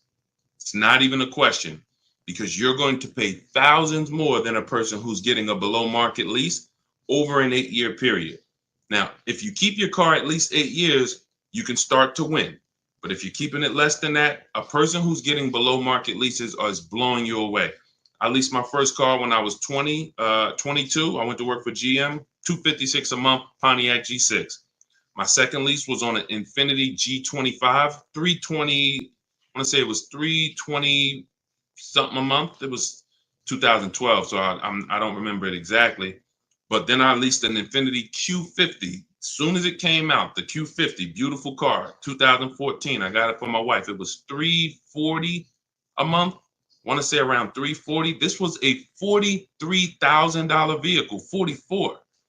Then I leased I leased 3 Q50s in a row, 345, 365. I think my highest payment was like 370. I never paid anywhere close to 4. And I'm driving $45,000 vehicles. So I was already convinced, not just because I was in the car business, that leasing allowed me to drive way better cars than people were driving for a lot less money than they were paying. So It's not a matter of, it's a matter of how long you're going to keep the vehicle. Now you could ask a couple more questions because you're getting a utility truck. If you're going to beat the truck up and like you're going to be throwing cement in it and doing all types of stuff, then maybe from a financial standpoint, it might be better to buy. You can ask a follow-up question and then we'll go deeper. Go ahead, Dolan. Keep typing your questions, everybody. We're live on Facebook, Instagram, YouTube, and TikTok. So if you type your questions, we'll try to get to all of them, but you need to type them. What's up, Jess? What's going on, Minty? What's going on, Arthur? Good to see you. Renee, a lot of people tapping into the show. Good to see you. Brian Wynn. When you buy a vehicle, you pay doc fees. I paid the vehicle off and didn't receive the title. I had to pay for the title when I already paid for it in the doc fees. Well, doc fee takes care of administration in the dealership.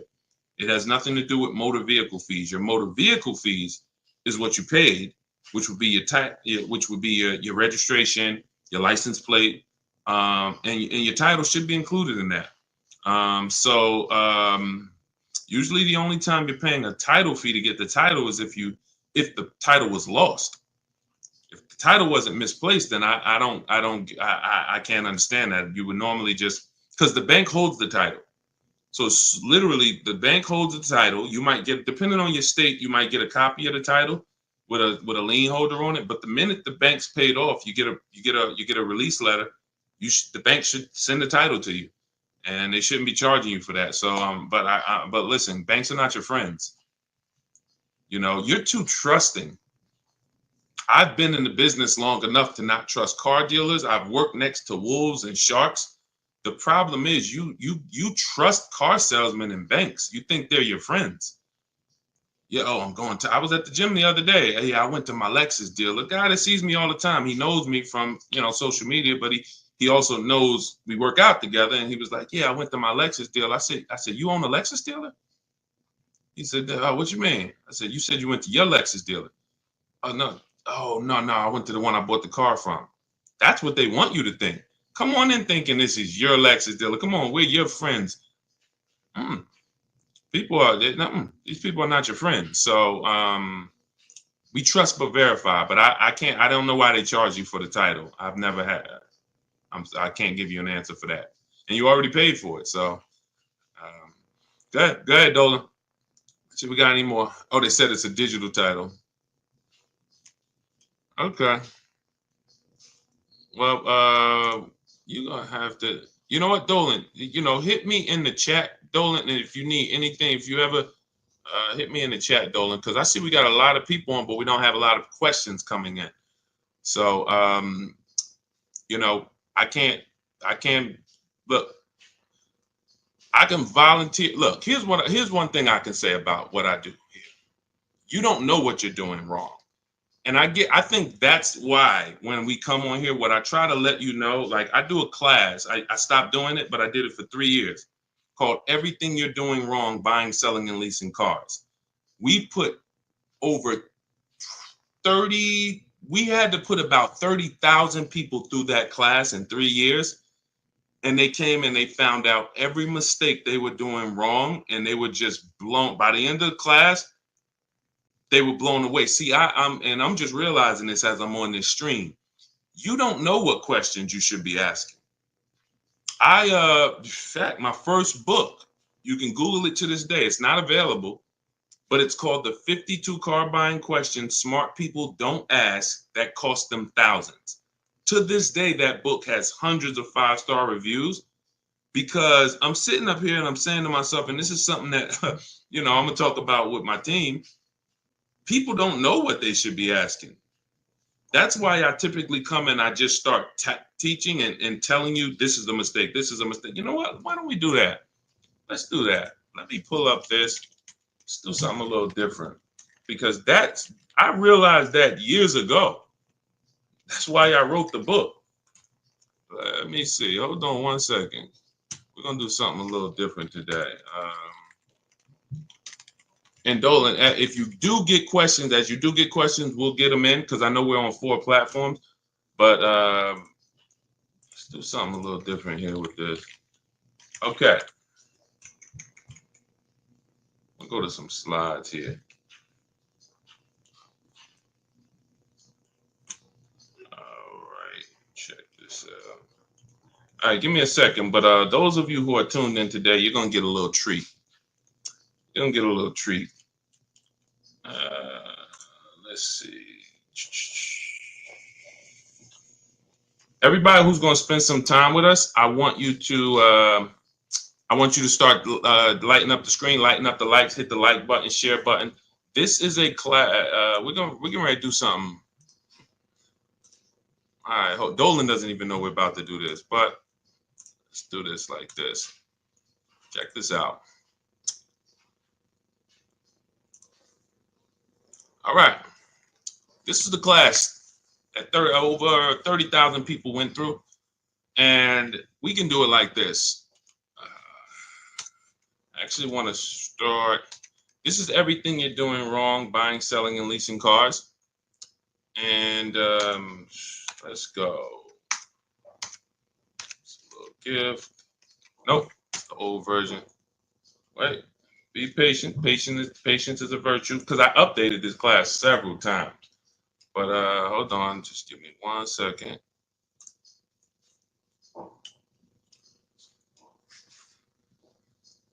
There we go, July. All right. When leasing a car, how should I go about negotiating a deal that suits me? Bids. You want to do it your way? Call, get 5 bids from 5 different dealers. You're going to see they're all different prices. All different prices. If you want to, I'm going to lease a Nissan Altima.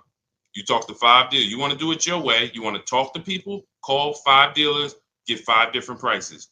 You want to do it my way? We have a process. It's all email. You use my scripts. We email 25 dealers to get 5 prices. Everyone who you're going to see that we've worked with has always gotten at least 5 prices before they make a deal. But let's go here. Let's have a little fun today. Hold on. And I'm gonna zip through this, but all right, here we go. Can everybody see my screen? I want you to type yes. Let me know ones in the chat if you can see my screen. Let me know if you can see my screen. Ones in the chat. Can you see? Oh my goodness, we can't. TikTok, you can't see this. Let's see.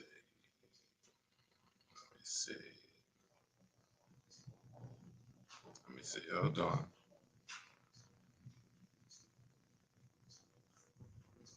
All right, check this out.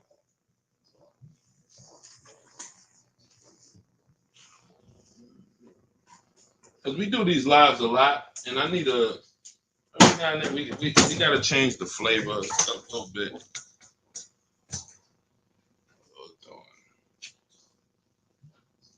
I can't do a widescreen like.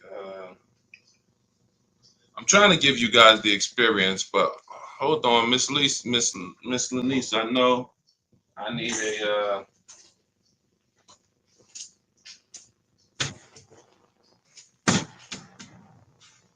I need a tripod for you guys. TikTok, we do the most for you. Hold on, listen, we do the most for you.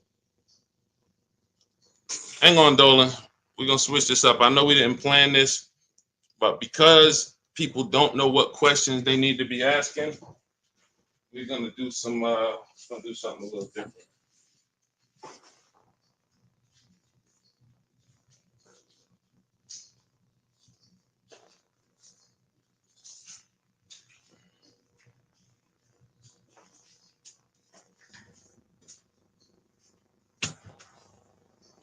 All right.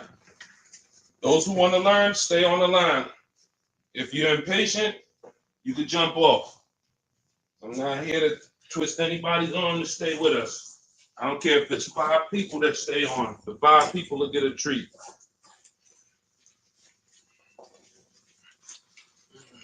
I can only help who I'm destined to help. I can't. So those who stay on, you'll win. Those who don't, God bless you. Figure something else out. But let's go here.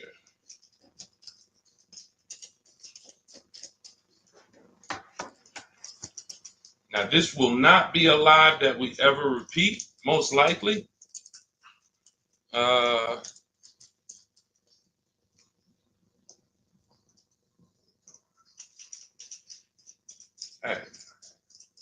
I'm making me work today, boy.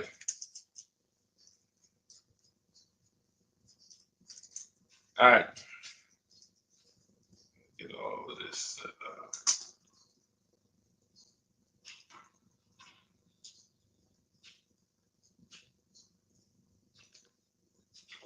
All right, I'm restarting TikTok. Anybody who wants to jump back on, jump back on. I'm restarting this, and then we're gonna start this class. So I'll see y'all in 1 second. Serious people, I'll see y'all in 1 second. All right, Dolan. We're gonna ready to start. Let me restart TikTok. That way we can we can do what we do. And I'm actually gonna name this car shopping class.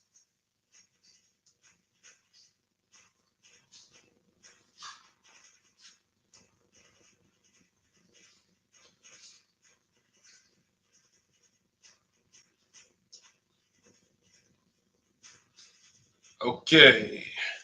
We did all of this for TikTok, so shout out to. Okay. Welcome. We're back. We're back. I just got you guys set up to do this class we're about to do. We're doing a live class. This is everything you're doing wrong buying, selling, and leasing cars. I have my man Dolan moderating in the background. You guys know we do these streams throughout the week, but we're doing something a little different today that a lot of people are going to get value out of.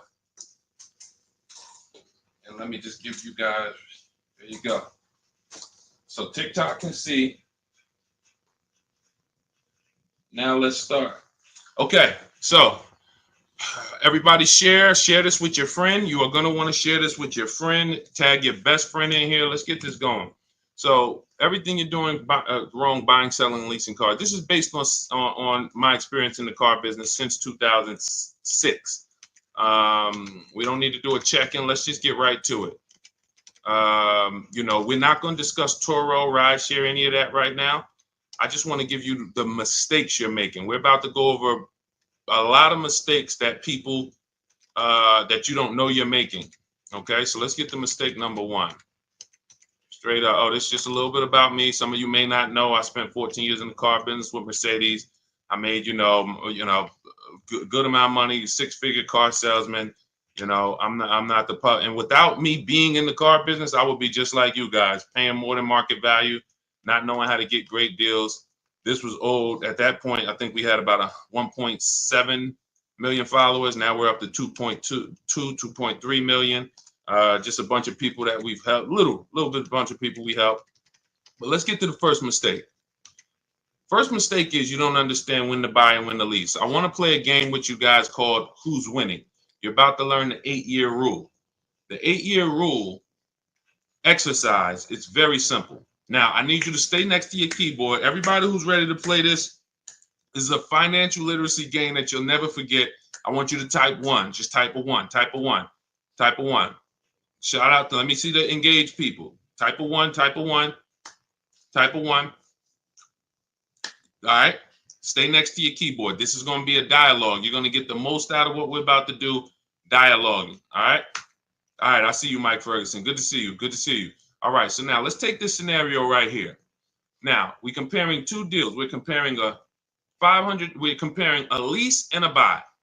This is the big mistake right here. This is the first mistake that you're making, not knowing when to buy and when to lease. So the 8-year rule exercise is going to make it very clear for you.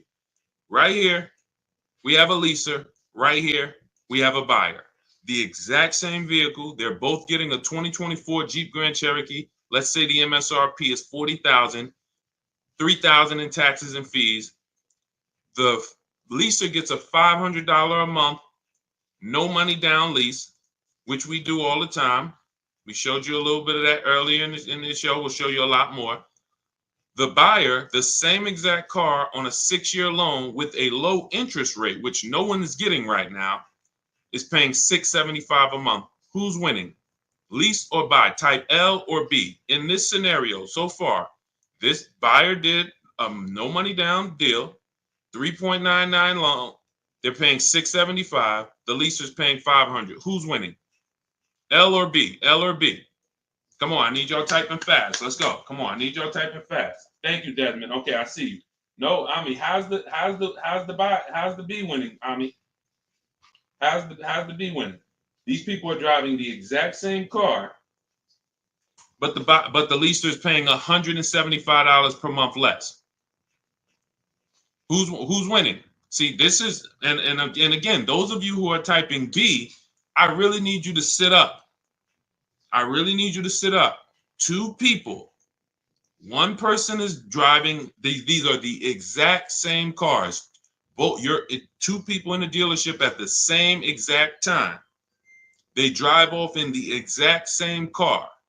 One person is paying $675. One person's paying $500.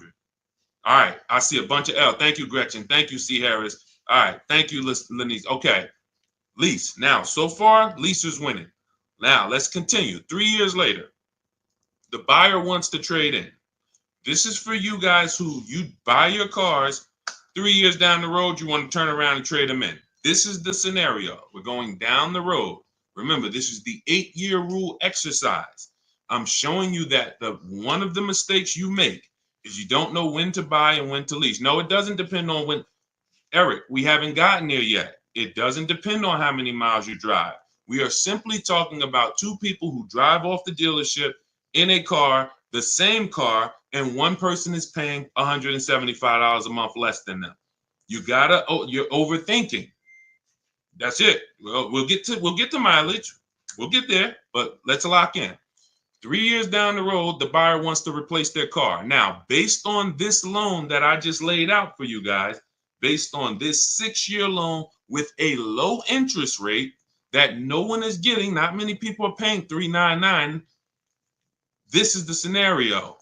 The buyer is going to owe $23,000, $23,400 when they get out of this, when they want to get out of this vehicle in 3 years. Now, a $40,000 vehicle, is it fair to say that the value of a $40,000 vehicle after 3 years would be about $24,000? Is that fair? Type fair if that's fair. Type fair. $40,000 vehicle, brand new, 3 years old, you want to trade it, you want to sell it. Let's say we could get $24,000 for it. Is that fair? Type fair.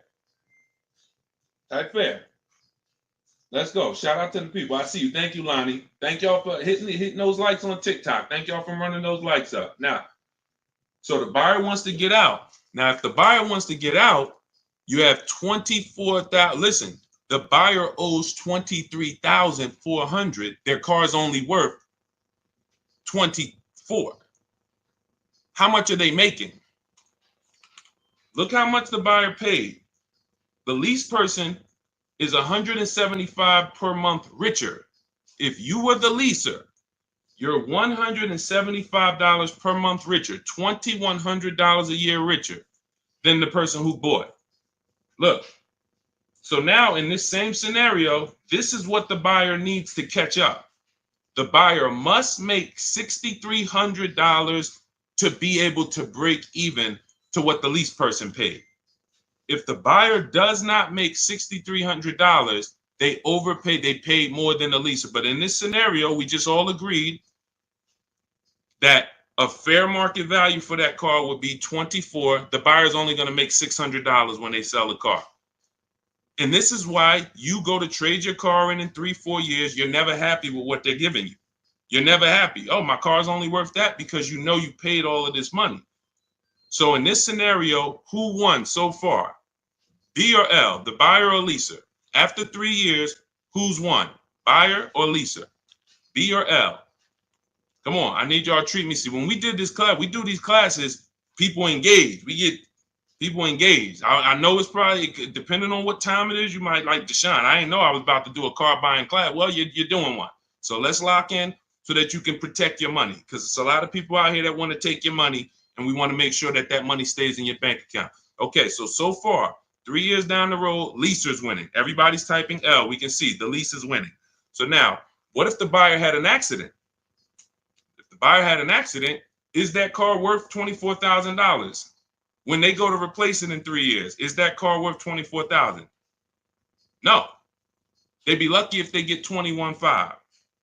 So now they're in a negative equity situation. Not only are they not going to make their $600 when they trade it, they're going to have negative equity.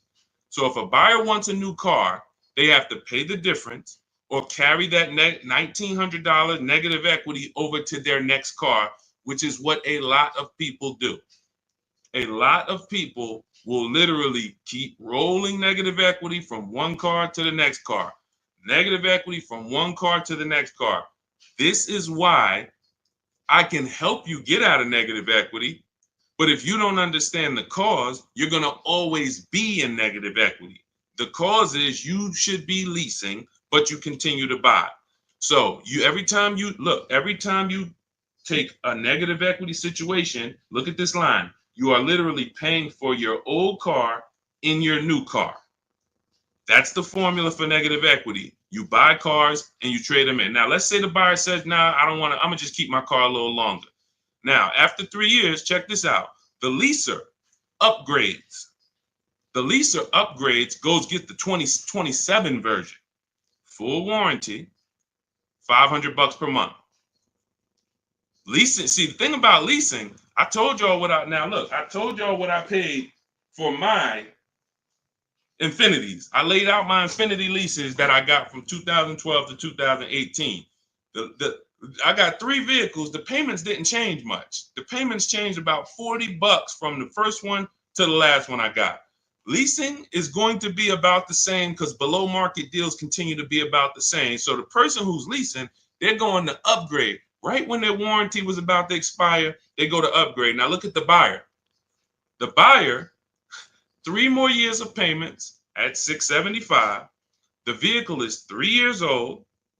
Warranty expired. We're not talking about buying an extended warranty and putting more money into the car. I'm talking just apples to apples, no money down deals. Neither one of these people are putting more money into their car. The warranty has expired. That means the buyer is on their own. Let's continue. Now, after 6 years, because remember, I'm going to take you down 8 years. What you're learning right now is the 8-year rule. This is how I created in my book. Literally, as soon as you get my book, you open it up. Step 1 is the 8-year rule, which is helping you know when you should buy and when you should lease. The 8-year rule journey is what I'm taking you through, and this is how I created it. So now we look after 6 years. Let's look at the situation after 6 years. The leaser is now finishing their second lease. They're ready to upgrade to the 2030. Again, full warranty. Now the buyer has a paid off vehicle at this point. 6 years old, was originally $40,000, but look where their financial position is. They are $12,600 poorer than the leaser in payments alone. Just in payments alone. Now we look and we say maintenance, tires and brakes.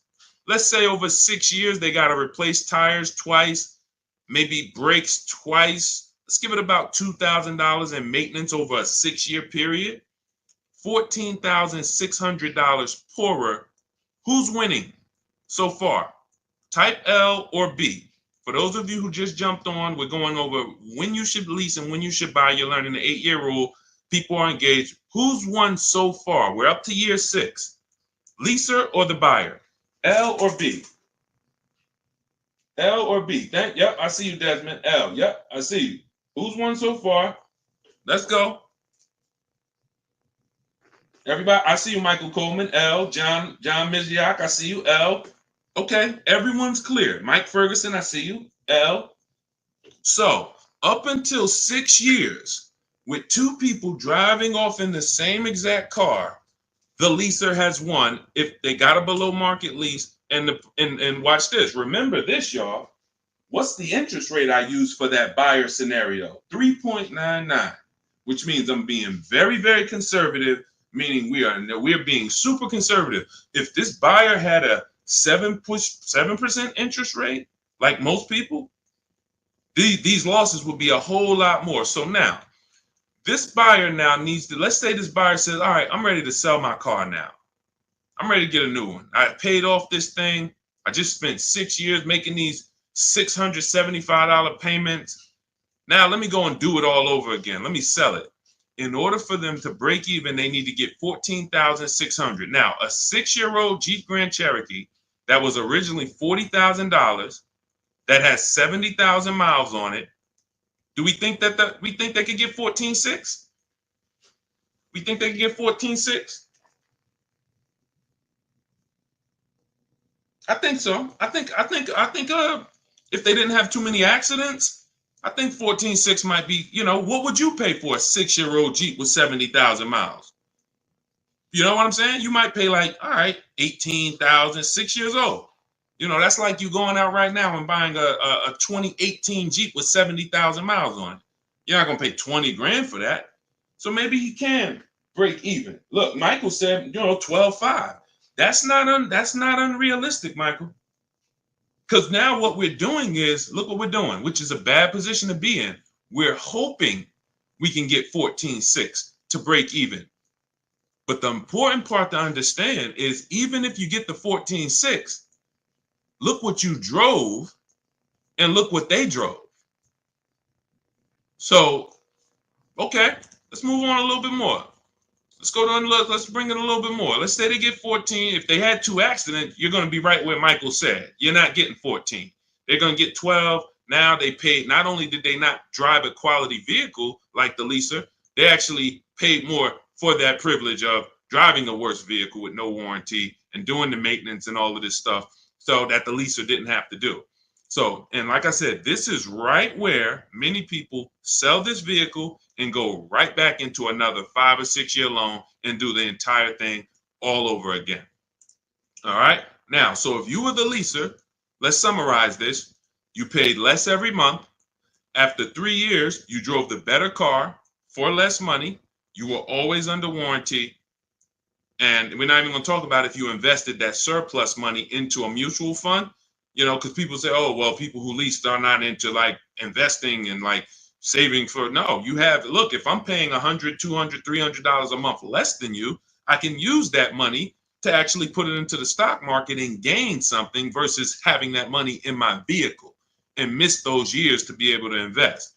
So now, if you were the person who leased, that's an interesting scenario because in my class, listen, we put 30,000 people through this class in 3 years. I get into finances. So I show them what, if they invested it, what would the gains be? So we'll skip that part. All right. So now let's talk about when do things really change? Deshaun, is there a point when the buyer starts to win? Yes, there is. If the buyer kept the vehicle 1 more year in this scenario, the leaser is going to pay an additional $6,000 because the leaser always has a payment. And this is going to give the buyer time to catch up. Even though the buyer has no payment, that 7th year, it could be a toss-up. Because again, you've paid so much money, that 7th year is going to be a toss-up if you're going to break even. That's why it's the 8-year rule. When you get to year 8, when you get to your 8th year of ownership as a buyer, you come out ahead. Even with the maintenance, you come out ahead. So the 8-year rule says if you don't keep a vehicle at least 8 years, you want the least amount of money coming out of your bank account, you lease. We're clear on this? This is a new car versus lease scenario. Clear? Clear? Clear? Type clear if you're clear. Type clear if you're clear. Okay? Type clear if you're clear. Now, check this out. Everything that you're learning is inside my new digital book. It's called Cars from Home, 7 Steps to Saving Time, Money, and Avoiding Dealerships. It's normally $97. This is just step 1. The leasing versus buying is step 1. My book is normally $97. It's 5 stars. You can get a copy of it by going to my TikTok bio, my Instagram bio, the YouTube comments, or the Facebook comments, and you'll get my welcome offer, which is 75% off, but it's only for 30 minutes. If you visited the site and that timer started ticking, once it gets to 0, the book is $97. So if you don't want to worry about learning any of this, or you want to avoid all of these mistakes I'm going to be going over for the next couple minutes, go grab your copy, come back to the stream before that timer hits 0. Again, in my TikTok bio, the Instagram bio, Dolan posts a comment in the YouTube and the Facebook comments. Go grab your book. It'll be in your inbox by the time we finish class, and you'll have my blueprint for getting below market leases, purchases, new cars, used cars that you can use for over and over and over and over again. Okay, go get your book. Let's get back to the show. Let's get back to the class. So when people ask me, Deshaun, where'd you come up with the 8-year rule? Now you know it's based on math. It's based on depreciation. It's based on resale value. Okay. Now, I know what a lot of you are thinking, so let's continue to go there. And then again, this is the goal. If your goal is to keep your next car between 8 and 20 years, who has a vehicle that they've had for more than 8 years? Type the number of years you've had it into the chat. Because people might be like, Deshaun, nobody's keeping a vehicle 12 years anymore. Listen, you're about to find out. Look at the chat. I guarantee you, you're going to see some people in here that got vehicles 10 years, 12 years. Sometimes we get people 16 years. Again, you're just realizing, Deshaun, that ain't me. And that's fine. Look, Shay has her vehicle 22 years. Look, Enrique, 13 years. Melanie, 11 years. Look, Desmond, 9 years. Michael Coleman, 10 years. I see. Look, so understand that if you're on this side, when you are talking to your family, your spouse, yourself, your child, and you're like, okay, what's the first thing we need to decide? How long are you keeping in that car? But realize your values are not your children's values necessarily. When you ask your child, hey, we're going to get you a car, how many years you want to keep it? Some children long term, I keep it till the wheels fall off. They're like you. Fine. You buy it. But if they're not good, I'll probably keep it a couple years, 3, 4, 5 years, then you should be leasing. Tons of people buy their kid their first car, pay $400 or $500 a month when they could literally instead of paying $400 or $500 a month, they could be like, just got a $365 a month lease. And I had a friend tell me this. He was like, Deshaun, after I learned this, my father bought me my first car, and I was literally like 20, and I was paying $450, almost $500 a month. He would help me with the payment, but it was more money than I really wanted to spend. I should have, and he's like, you should have, hold on, let me see. Look, right here, India, use our system. She used the stuff in the book that you're going to learn in my book on how we get bids for leases. She gets a Hyundai Elantra Limited that has the leather, has the bells on. Look, $365 a month, no money down. So your first car could have been that instead of it being a used car. So that's why this is the rules. All right, let's continue. So now, mistake number 2, because that was only mistake number 1. Thinking they limit you on mileage. With a lease, you pick the mileage. They don't pick it for you. These are the lease mileage options. 5,000 miles per year on exotic cars and super luxury cars, Bentley, Ferraris, Lamborghinis. Usually they have an ultra low mileage lease, 7,500 miles per year on some luxury brands. And more people are offering low mileage options now, not just some luxury brands, but 10,000 miles per year are most brands. 12,000 miles per year, pretty much all brands. 15,000 miles per year, all brands. Up to 30,000 miles per year, most brands. You pick this.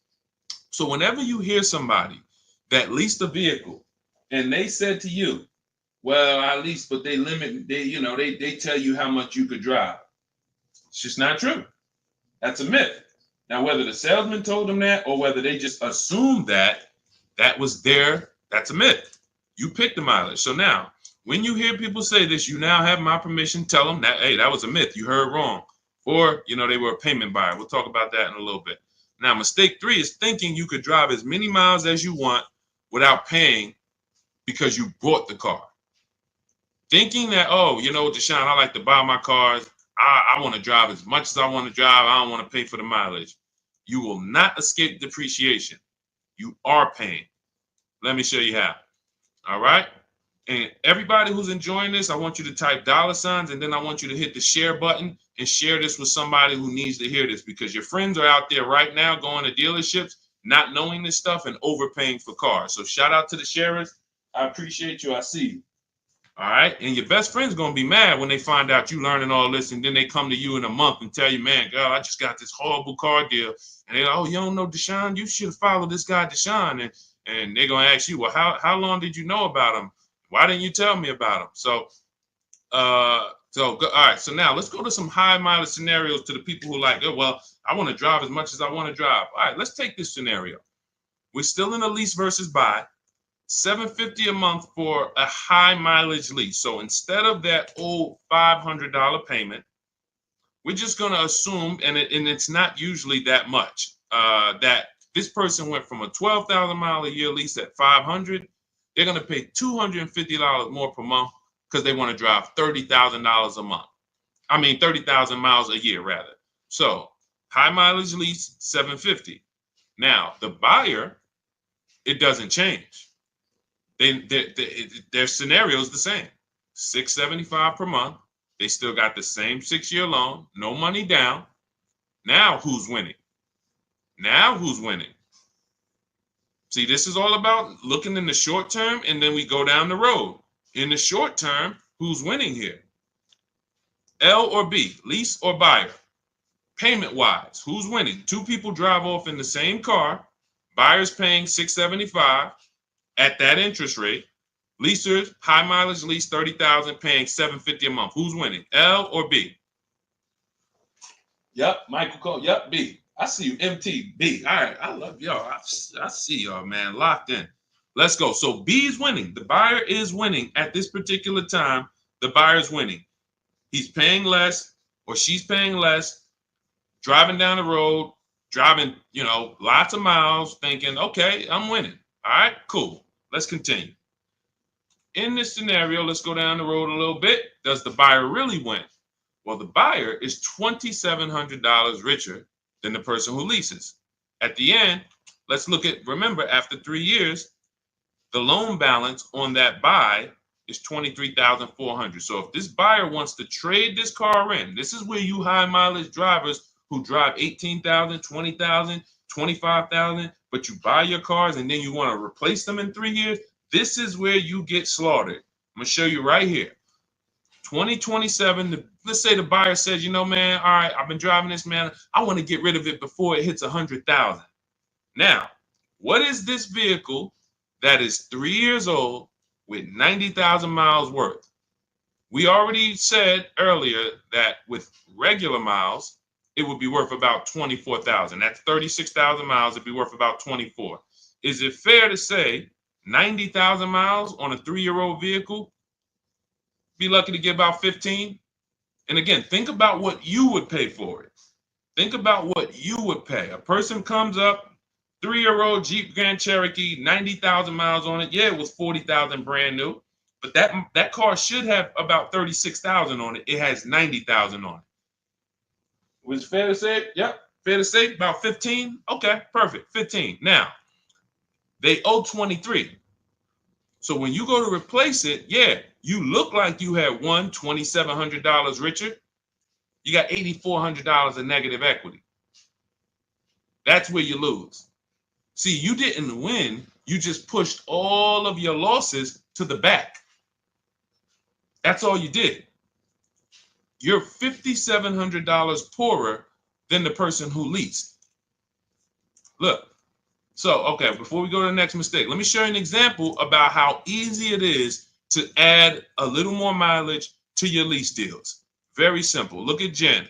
Jen leased. She got her Honda CR-V hybrid. She used our system, everything you'll learn in my book on how to get bids for leases, to get below market leases. She gets her $39,000 CR-V, $512 a month, no money down. That's what's called a 1.3% lease. Her payment is 1.3% of the MSRP. Now, she then upgraded to the 18,000 miles per year for $563. Literally, she went from $512 to $563, $50. She's able to drive instead of 12,000. Instead of 12,000, she's able to drive 15,000. Hang on one second. Let my wife see, because nobody could call me unless it's my wife, and she doesn't know I'm live. So hold on. All right. So thinking you can drive as many miles as you want because you buy, in the long term, you're fine. But in the short term, you lose. Okay? Are we clear on this? Is everybody clear? Now, what we're gonna do next is we're gonna wrap up this with a used car scenario. See, that's what we're going to do next. But before we move to this last scenario, is everybody clear that the buyer in the short term wins on a high mileage scenario in a lot of cases because their payment doesn't change? But the buyer in a high mileage scenario, the more you drive, the faster you're depreciating your car. So when you go to replace it, now you're going to eat those losses because your car is worthless. You've destroyed the value of your car. And that's true. That if there's no accidents, that's a great point. We haven't even taken into account if there's accidents. See, with a lease, you have an accident, send it through your insurance company. They fix it. You drive that thing, you can have 3 accidents in a lease and just, hey, so as long as you send it through your insurance, you drop that thing off after 3 years, you're not invested financially in the car. That is the big deal. Okay? Again, everything we're discussing before we hit this last scenario, which is the used car. See, what this really is, because I can't go over 23 mistakes. I can't give you guys, I'm just saying it, especially with the format, I can't give you the 23 mistakes. In maybe next time we jump on, we'll continue with the mistakes. But what you're learning is we're doing the 8-year rule exercise. Okay, right now you're learning something that God had me create 3-4 years ago that has helped everyone who uses it to understand leasing versus buying very simply. The 8-year rule. That's why when you get my digital book, Cars from Home, 7 Steps to Saving Time, Money, and Avoiding Dealerships, you get to step 1. Step 7 is delivery. So just to give you an idea, I'm walking you through a 7-step process of how to get cars. By the time you get to step 7, it's literally delivery. But step 1 is this step. You must choose 8-year rule. Are you keeping this next car 8 years or not? If you are, we're going to buy. If you're not, we're going to shop for a lease. Okay? All right, I see everybody's clear.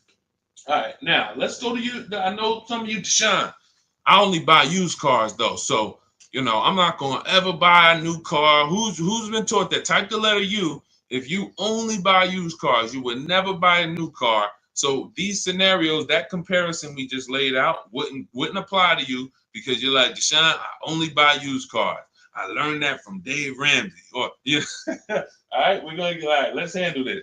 So now let's go to mistake number 4. Buying a used car and breaking the 8-year rule. So I'm buying a used car, but I'm buying it to keep. I'm not buying it to keep it long term. I'm just gonna drive it a couple years, 5, 6 years, 7 years, and then I'm gonna swap it out and do it again. Cool. Let's look at this scenario. So again, regular lease, below market lease, $500 per month, no money down, brand new price, $40,000. Now let's look at a 3-year-old version. 3-year-old version, 26,000 miles.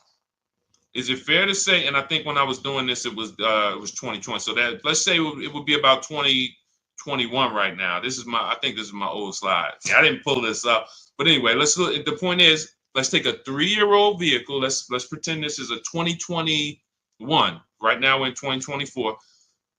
36,000 miles. Now, Jeep has a 3-year warranty. So unless you're getting a certified vehicle, there's no warranty on a 3-year-old Jeep. There's no bumper to bumper warranty. So we're using apples to apples here. Let's say, that you pay $26,000 for it. Is that a fair price? Brand new 40. You buy a good 3-year-old one, about 26. Financing that on a 5-year loan, you'd be at $550 a month. You have $550 a month on a 5-year loan. Now, check this out. At this particular time, who's winning? $550 a month for a 3-year-old Jeep with 36,000 miles and potentially no warranty, or $500 a month on a brand new Jeep, $40,000 vehicle, full warranty. Who's winning? Lease or buy? L or B? This is the used car scenario. Used car scenario. Who's winning? 3-year-old Jeep, $550 a month, brand new lease. Who's winning? L or B? L or B? All right, I see you, Gretchen. L. All right, I see you. MTL. Renee. L. Desmond. L. All right. Everybody's following it. And this is why we've been able to have 30,000 people go through this class, enjoy it, learn a lot. Most people, and especially when I'm going to give y'all a preview of the other mistakes, but maybe we'll hit on those on another stream. But people will come and they will be like, man, I've been making a lot of mistakes. But this is what we need. You can't move to, again, and I wouldn't know this stuff without me being up in the car business since 2006. So don't think, oh man, shoot, I've been messing up. Yeah, but it's $1 billion industry that programmed you to mess up and doesn't teach you. Like when you're buying a house, you have realtors and trained people with licenses and all of that. This is not that industry. So I don't want you to beat yourself up, but if you continue now, 2 years from now, if you're still making the same mistakes, you're not taking any action to change your situation, you haven't applied anything that I've taught you, then you can, heck yeah, I'm beating you up. How long you been following me? How long you been getting this information and not applying it? So, but we're not going to do that. We're going to take action today, and we're never going to make these mistakes again. Not when it comes to this leasing versus buying. All right, so right now the lease is winning. So after 6 years, let's look at the scenario. $500 a month. The leaser is about to upgrade to a 2030 version.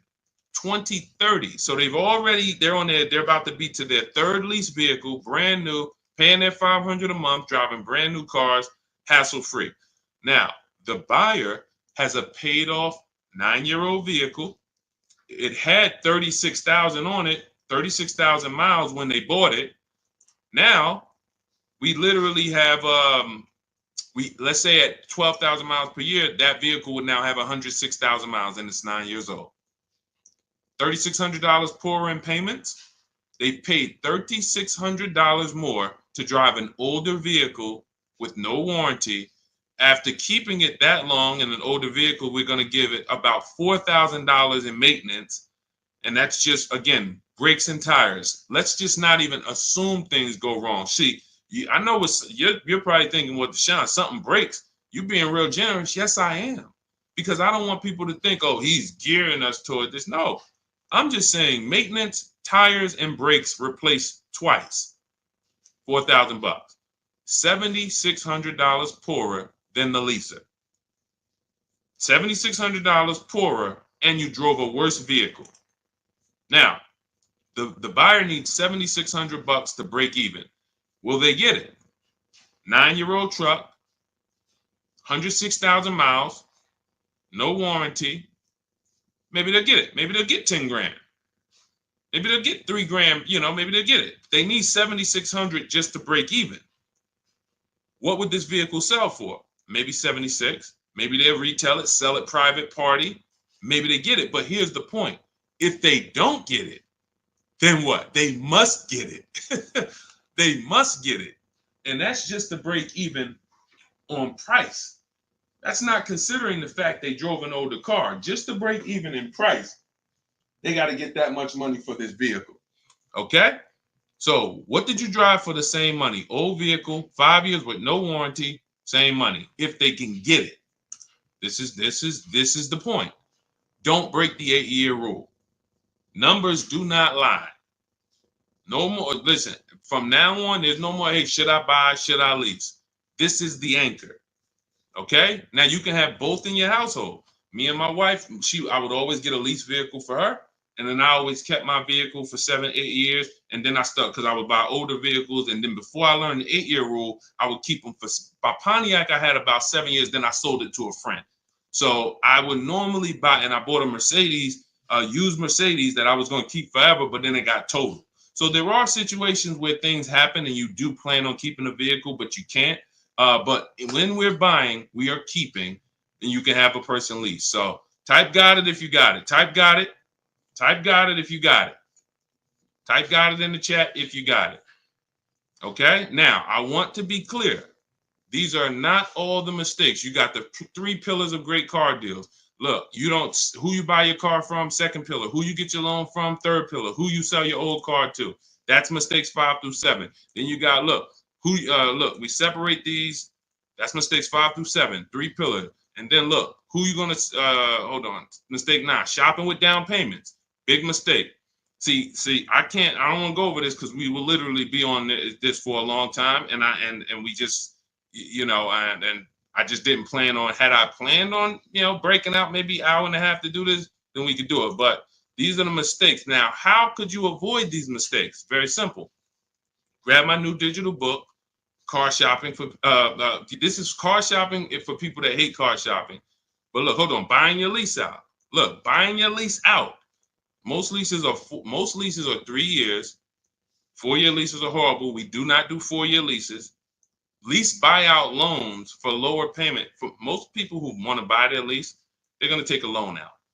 And the reason they want to take a loan out, they want a similar payment. So if they were paying $500 a month on the lease, they want to pay $500 a month or less when they buy. So they take a 6-year loan. What they end up doing is 9 years. Look, 3 years to lease, 6 years to buy, 9 years, 108 months they're paying on the same exact vehicle. And listen. So let's go more. Look, being a payment shopper, these are all mistakes that we were going over in this class. Taking loans that are too long. In my book, I have something called the Rule of 72 on the 10th birthday. Look, you should not, a 3-year-old car, your goal should be to pay off the car before it turns 10. That's when things go wrong. That's when you should be putting money to the side for maintenance and upkeep. But if you still have a car payment, you are going to be in trouble and you're taking a lot of risk. So I can't tell you, most of the people who have horrible car experiences, car broke down, they still owe the bank, transmissions out, they still have a payment due, but they can't buy it, they can't drive it. This is how they get repos. And this is a huge mistake that a lot of people make. And then we have not knowing how to get rebates, not knowing how to find the best price dealers. They want to negotiate fake fees. Deshaun, what about all these dealers that have fake fees? How do I negotiate them? You don't buy from them. You buy from their competition, who not only don't they have fake fees, they actually discount cars. You don't negotiate with someone who has $4,000 or $5,000 of fake fees, because now they're going to take off the 5. You think you won, good, I got them to take off all the fake fees. But you didn't realize another dealer would have taken off not just the $2,000-$3,000, maybe more. So again, these are the mistakes that literally you will avoid. But now let's go. Rebates, finding rebates. There's all types of rebates too. There's conquest rebates on new cars, loyalty rebates for leases, customer cash, lease cash, military rebate. How do you get these? By making people bid. You can't walk into a dealer and say, hey, do y'all have a conquest rebate? How much is it? They can lie to you. No, we don't have one. But, listen, where are you looking to pay? People don't know how to get the rebates. And look, I remember I sold the Maybach when I was at Mercedes-Benz. You may know it as Maybach. The vehicle had a $20,000 rebate. A $20,000 rebate. Deshaun, is it rebates that big? Well, let me give you an example. Look at Sean. Sean got an F-150 Lightning. Look, shopped around, used our system, used the same things you're going to be using in my book in the step-by-step process. $73,000 vehicle, $15,500 rebate. Now, he didn't just he couldn't walk into a dealer and get that deal. He stayed at home. He got multiple bids, and the best dealer literally not just gave him the $15,500 rebate, took off another $4,990 for him. Give you another scenario. So you don't think, look, Milligan got a Mercedes just a couple days ago, $79,000, and I know I can't zoom in on that, $79,000 vehicle that she literally got for, hold on, let me show you this. TikTok, you can't see this. Look at this. $79,000 vehicle, you can see right here. Look at the rebate. Look at the discount. She got a $20,000 discount, $7,500 rebate. So some people walk in that day, we want to buy electric cars. Deshaun, I want to buy an electric car because I want to get that rebate money. Yeah, when you think about the rebate money, what about the discount? What about the discount? That market is soft. The electric car market's very soft. We got people getting $8,000, $9,000, $10,000, $15,000 off the price. So this is the stuff that you don't know how to get. These are the mistakes you're making. And then we wrap up here. Let me wrap up, because even in the class, I couldn't go over all the mistakes. So I kind of did a summary of it. Returning your leases instead of selling them. Deshaun, we're selling leases. What do you mean selling leases? How could you sell a lease? Yep, that's a mistake you've been making, not even understanding that you can sell a lease and not understanding how to know if you have equity. Paying cash for cars. If the interest rates are low, you need to be counting costs. Can I use the bank's money at a lower rate? Can I keep my money invested, making me more money? Look, not getting gap insurance when you need it is a $1,000 to $5,000 mistake. I needed gap insurance, didn't get it. Car gets totaled. Not only is my car totaled or stolen, but I got a bill coming. Look, letting a third-party restriction stopping you from selling your equity. Deshaun, I got a third-party restriction. They said I can't sell it. So yeah, listen, that's just, they said you can't sell it. A third-party restriction does not mean you can't sell your lease. It limits who you can sell it to. Negotiating made-up fees. We talked about that. Ordering a vehicle without getting key things in writing. You have a vehicle that's been on order for 3 months, but you have no paperwork, no negotiated deal. You don't know what you're paying. You lost your leverage, and you're going to wait for the car to come, and then they're going to tell you, hey, this is the price. Listen, and they know you waited for it for 6 months, so they know you're not going to back out of it. So they could tell you anything, and you're going to pay it. Waiting until you need a car, 30 days or less, to start shopping. You can't say no. You're desperate. And look, if there's an emergency situation, we deal with emergency situations. Our process in my book literally takes hours, not days. Look at Ansley. Ansley got his 2024 Infiniti QX60. QX60.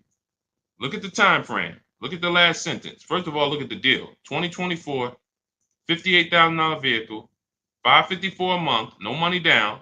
He only gave him his first month's payment. He drove out. That's a 1% lease. I started the process Saturday, accepted a new deal Monday. They delivered the car to him on Thursday. Delivered the car to him. Look, hours. It doesn't take you to shine. Oh, man, you're going to teach us how to do this, but does it take a lot of time? Listen, I get cars in 90 minutes. You're not going to get cars in 90 minutes your first time using this. It'll take you 3 hours, 4 hours from home, though. All right, so those are the 23 mistakes. Now, I'm going to give you the 2 biggest fears. Hold on, that's people tapping in. Oh, no, this is the end of these slides. All right, let me go back here. Hold on, TikTok. We flip it. If you got value out of that segment real quick, just type $signs. Let me see $signs. I didn't plan on giving y'all that class that I was given that literally, hold on, let me flip my camera. You got value out of that portion, type $signs. If you learn something about, if the 8-year rule is clear to you, type dollar. I see you, MT. Let's go. I see you, Mike. All right, I see you, Dell. I see you. All right. Hold on. Okay, thank you, Gretchen. Look, she lit it up with the $signs. All right, so now what you just learned, this 8-year rule thing, forever in your mind. Forever. I see you, Darren. Forever in your mind. 8-year rule now. That's the leasing versus. As soon as you hear lease, buy, 8-year rule pops in. 8-year rule. And so now another thing I would teach in this class is hold on, let me stop sharing my screen. What is the 2 fears every single car salesperson has? The 2 fears every car salesman has, and you have to use them to your advantage. Thanks, Elmar. I see you. $signs. Shout out to the people who locked in, who got value out of what we just went over. The 2 fears. The first fear is a customer that will not come into the dealership. What is the first question when you get on the phone with any car dealership? One of the first questions they're going to try to say to you. First question. You're not even going to be on the phone with them a long time before the question comes out. What's one of the first questions you're going to hear? Anytime you're on the phone with a car dealership or a car salesman. Thank you, Carissa. When can you come in? So if a person is showing you in your early interactions, this is my intention, within a couple minutes, can you come in for a test drive? Look, exactly. So that means that's their superpower, is getting you in for a test drive. I gotta get you in. Now, that's the biggest fear is a customer that they can't get in. Can't get them to come in. I can't get them to come into my house, get fascinated by all the fancy cars that a lot of other dealers have, that all my competition has. I can't get them to come in. Big fear. Second fear is the customer who makes them compete against their competition. A customer who is making them compete against their competition. See, we've helped you. See, I've been blessed to help over 2,000 people personally in my programs. I have a Shop with Deshaun program. That's where you see a lot of these people. I have a I have a private group for people I shop with. That's my done with you program. But then I have a do it yourself. And my blueprint, for those of you who like, Sean, just give me the blueprint. Let me get the blueprint. Give me the exact steps. I'm going to do it. We've got thousands of people who have my blueprint, which is my new digital book, Cars from Home, 7 Steps to Saving Time, Money, and Avoiding Dealerships. You can get your copy as my welcome offer to you in my TikTok bio, my Instagram bio, the YouTube comments, or my Facebook comments for 75% off. It's normally $97. But if you go there before 30 minutes, only 30 minutes, that's a 30-minute welcome offer. If you get there before 30 minutes, you can get it for 75% off, which is $24. So go there, grab your book, come back to the stream. You might still be able to listen to us. But the point is, I know from working with all these people over the last 3 years that 8 out of 10 dealers are not going to give you a below market deal. It doesn't matter how much you negotiate. They're not going, if the below market deal is here and let's say the starting price is here, the below market deal is here, 8 out of 10 dealers are not going to go below this. That's just where they rather sell the car to someone else. I'm not going here. Now, another dealership, what we call the 20%, will go here. So how do we get the dealers that's going to go here? We use the 2 biggest fears that every car salesman has. We combine them. We're not going into the dealership, and we're making them compete against their competitors, and then we're finding the 20% here. That's how you do it. So that's what my book is. My book is a system. When you're shopping for a used car, you're looking for a Honda Accord. Literally everyone who has a Honda Accord, you're making them compete with each other. Everyone that has a Honda Accord, you're making them compete. I have a system in my 3rd step. I help you budget and know exactly what you can afford. But then I have a system where I help you see multiple goals below that. Yeah, my max goal might be I could spend, $22,300, but I help you see multiple goals, starting with a no money down goal and a short loan and all of that. Again, it's proven. Google it.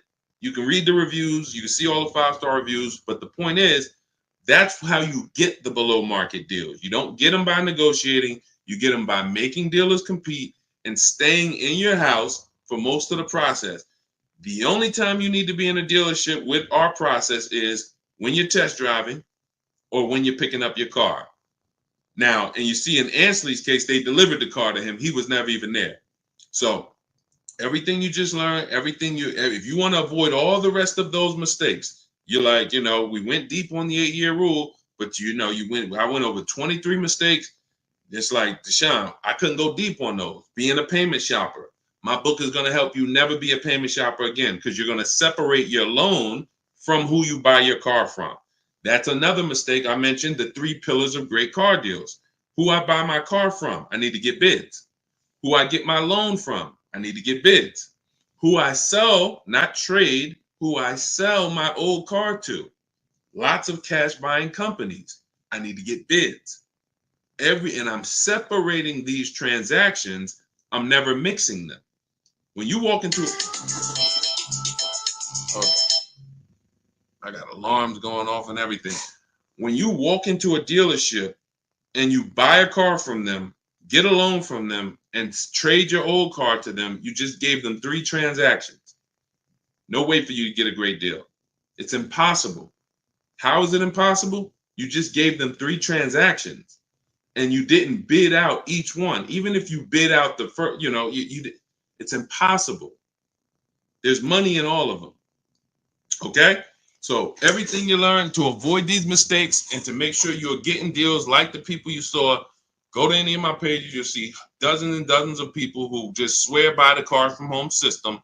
People like you, grandmothers, single mothers, introverts, soft-spoken people. Deshaun, I hate negotiating. This all works for you. And some negotiators, you're like, Deshaun, I negotiate for a living, but I'd rather get bids. I'm a negotiator. I can negotiate. I enjoy it. I would never negotiate for a car. I'm getting bids.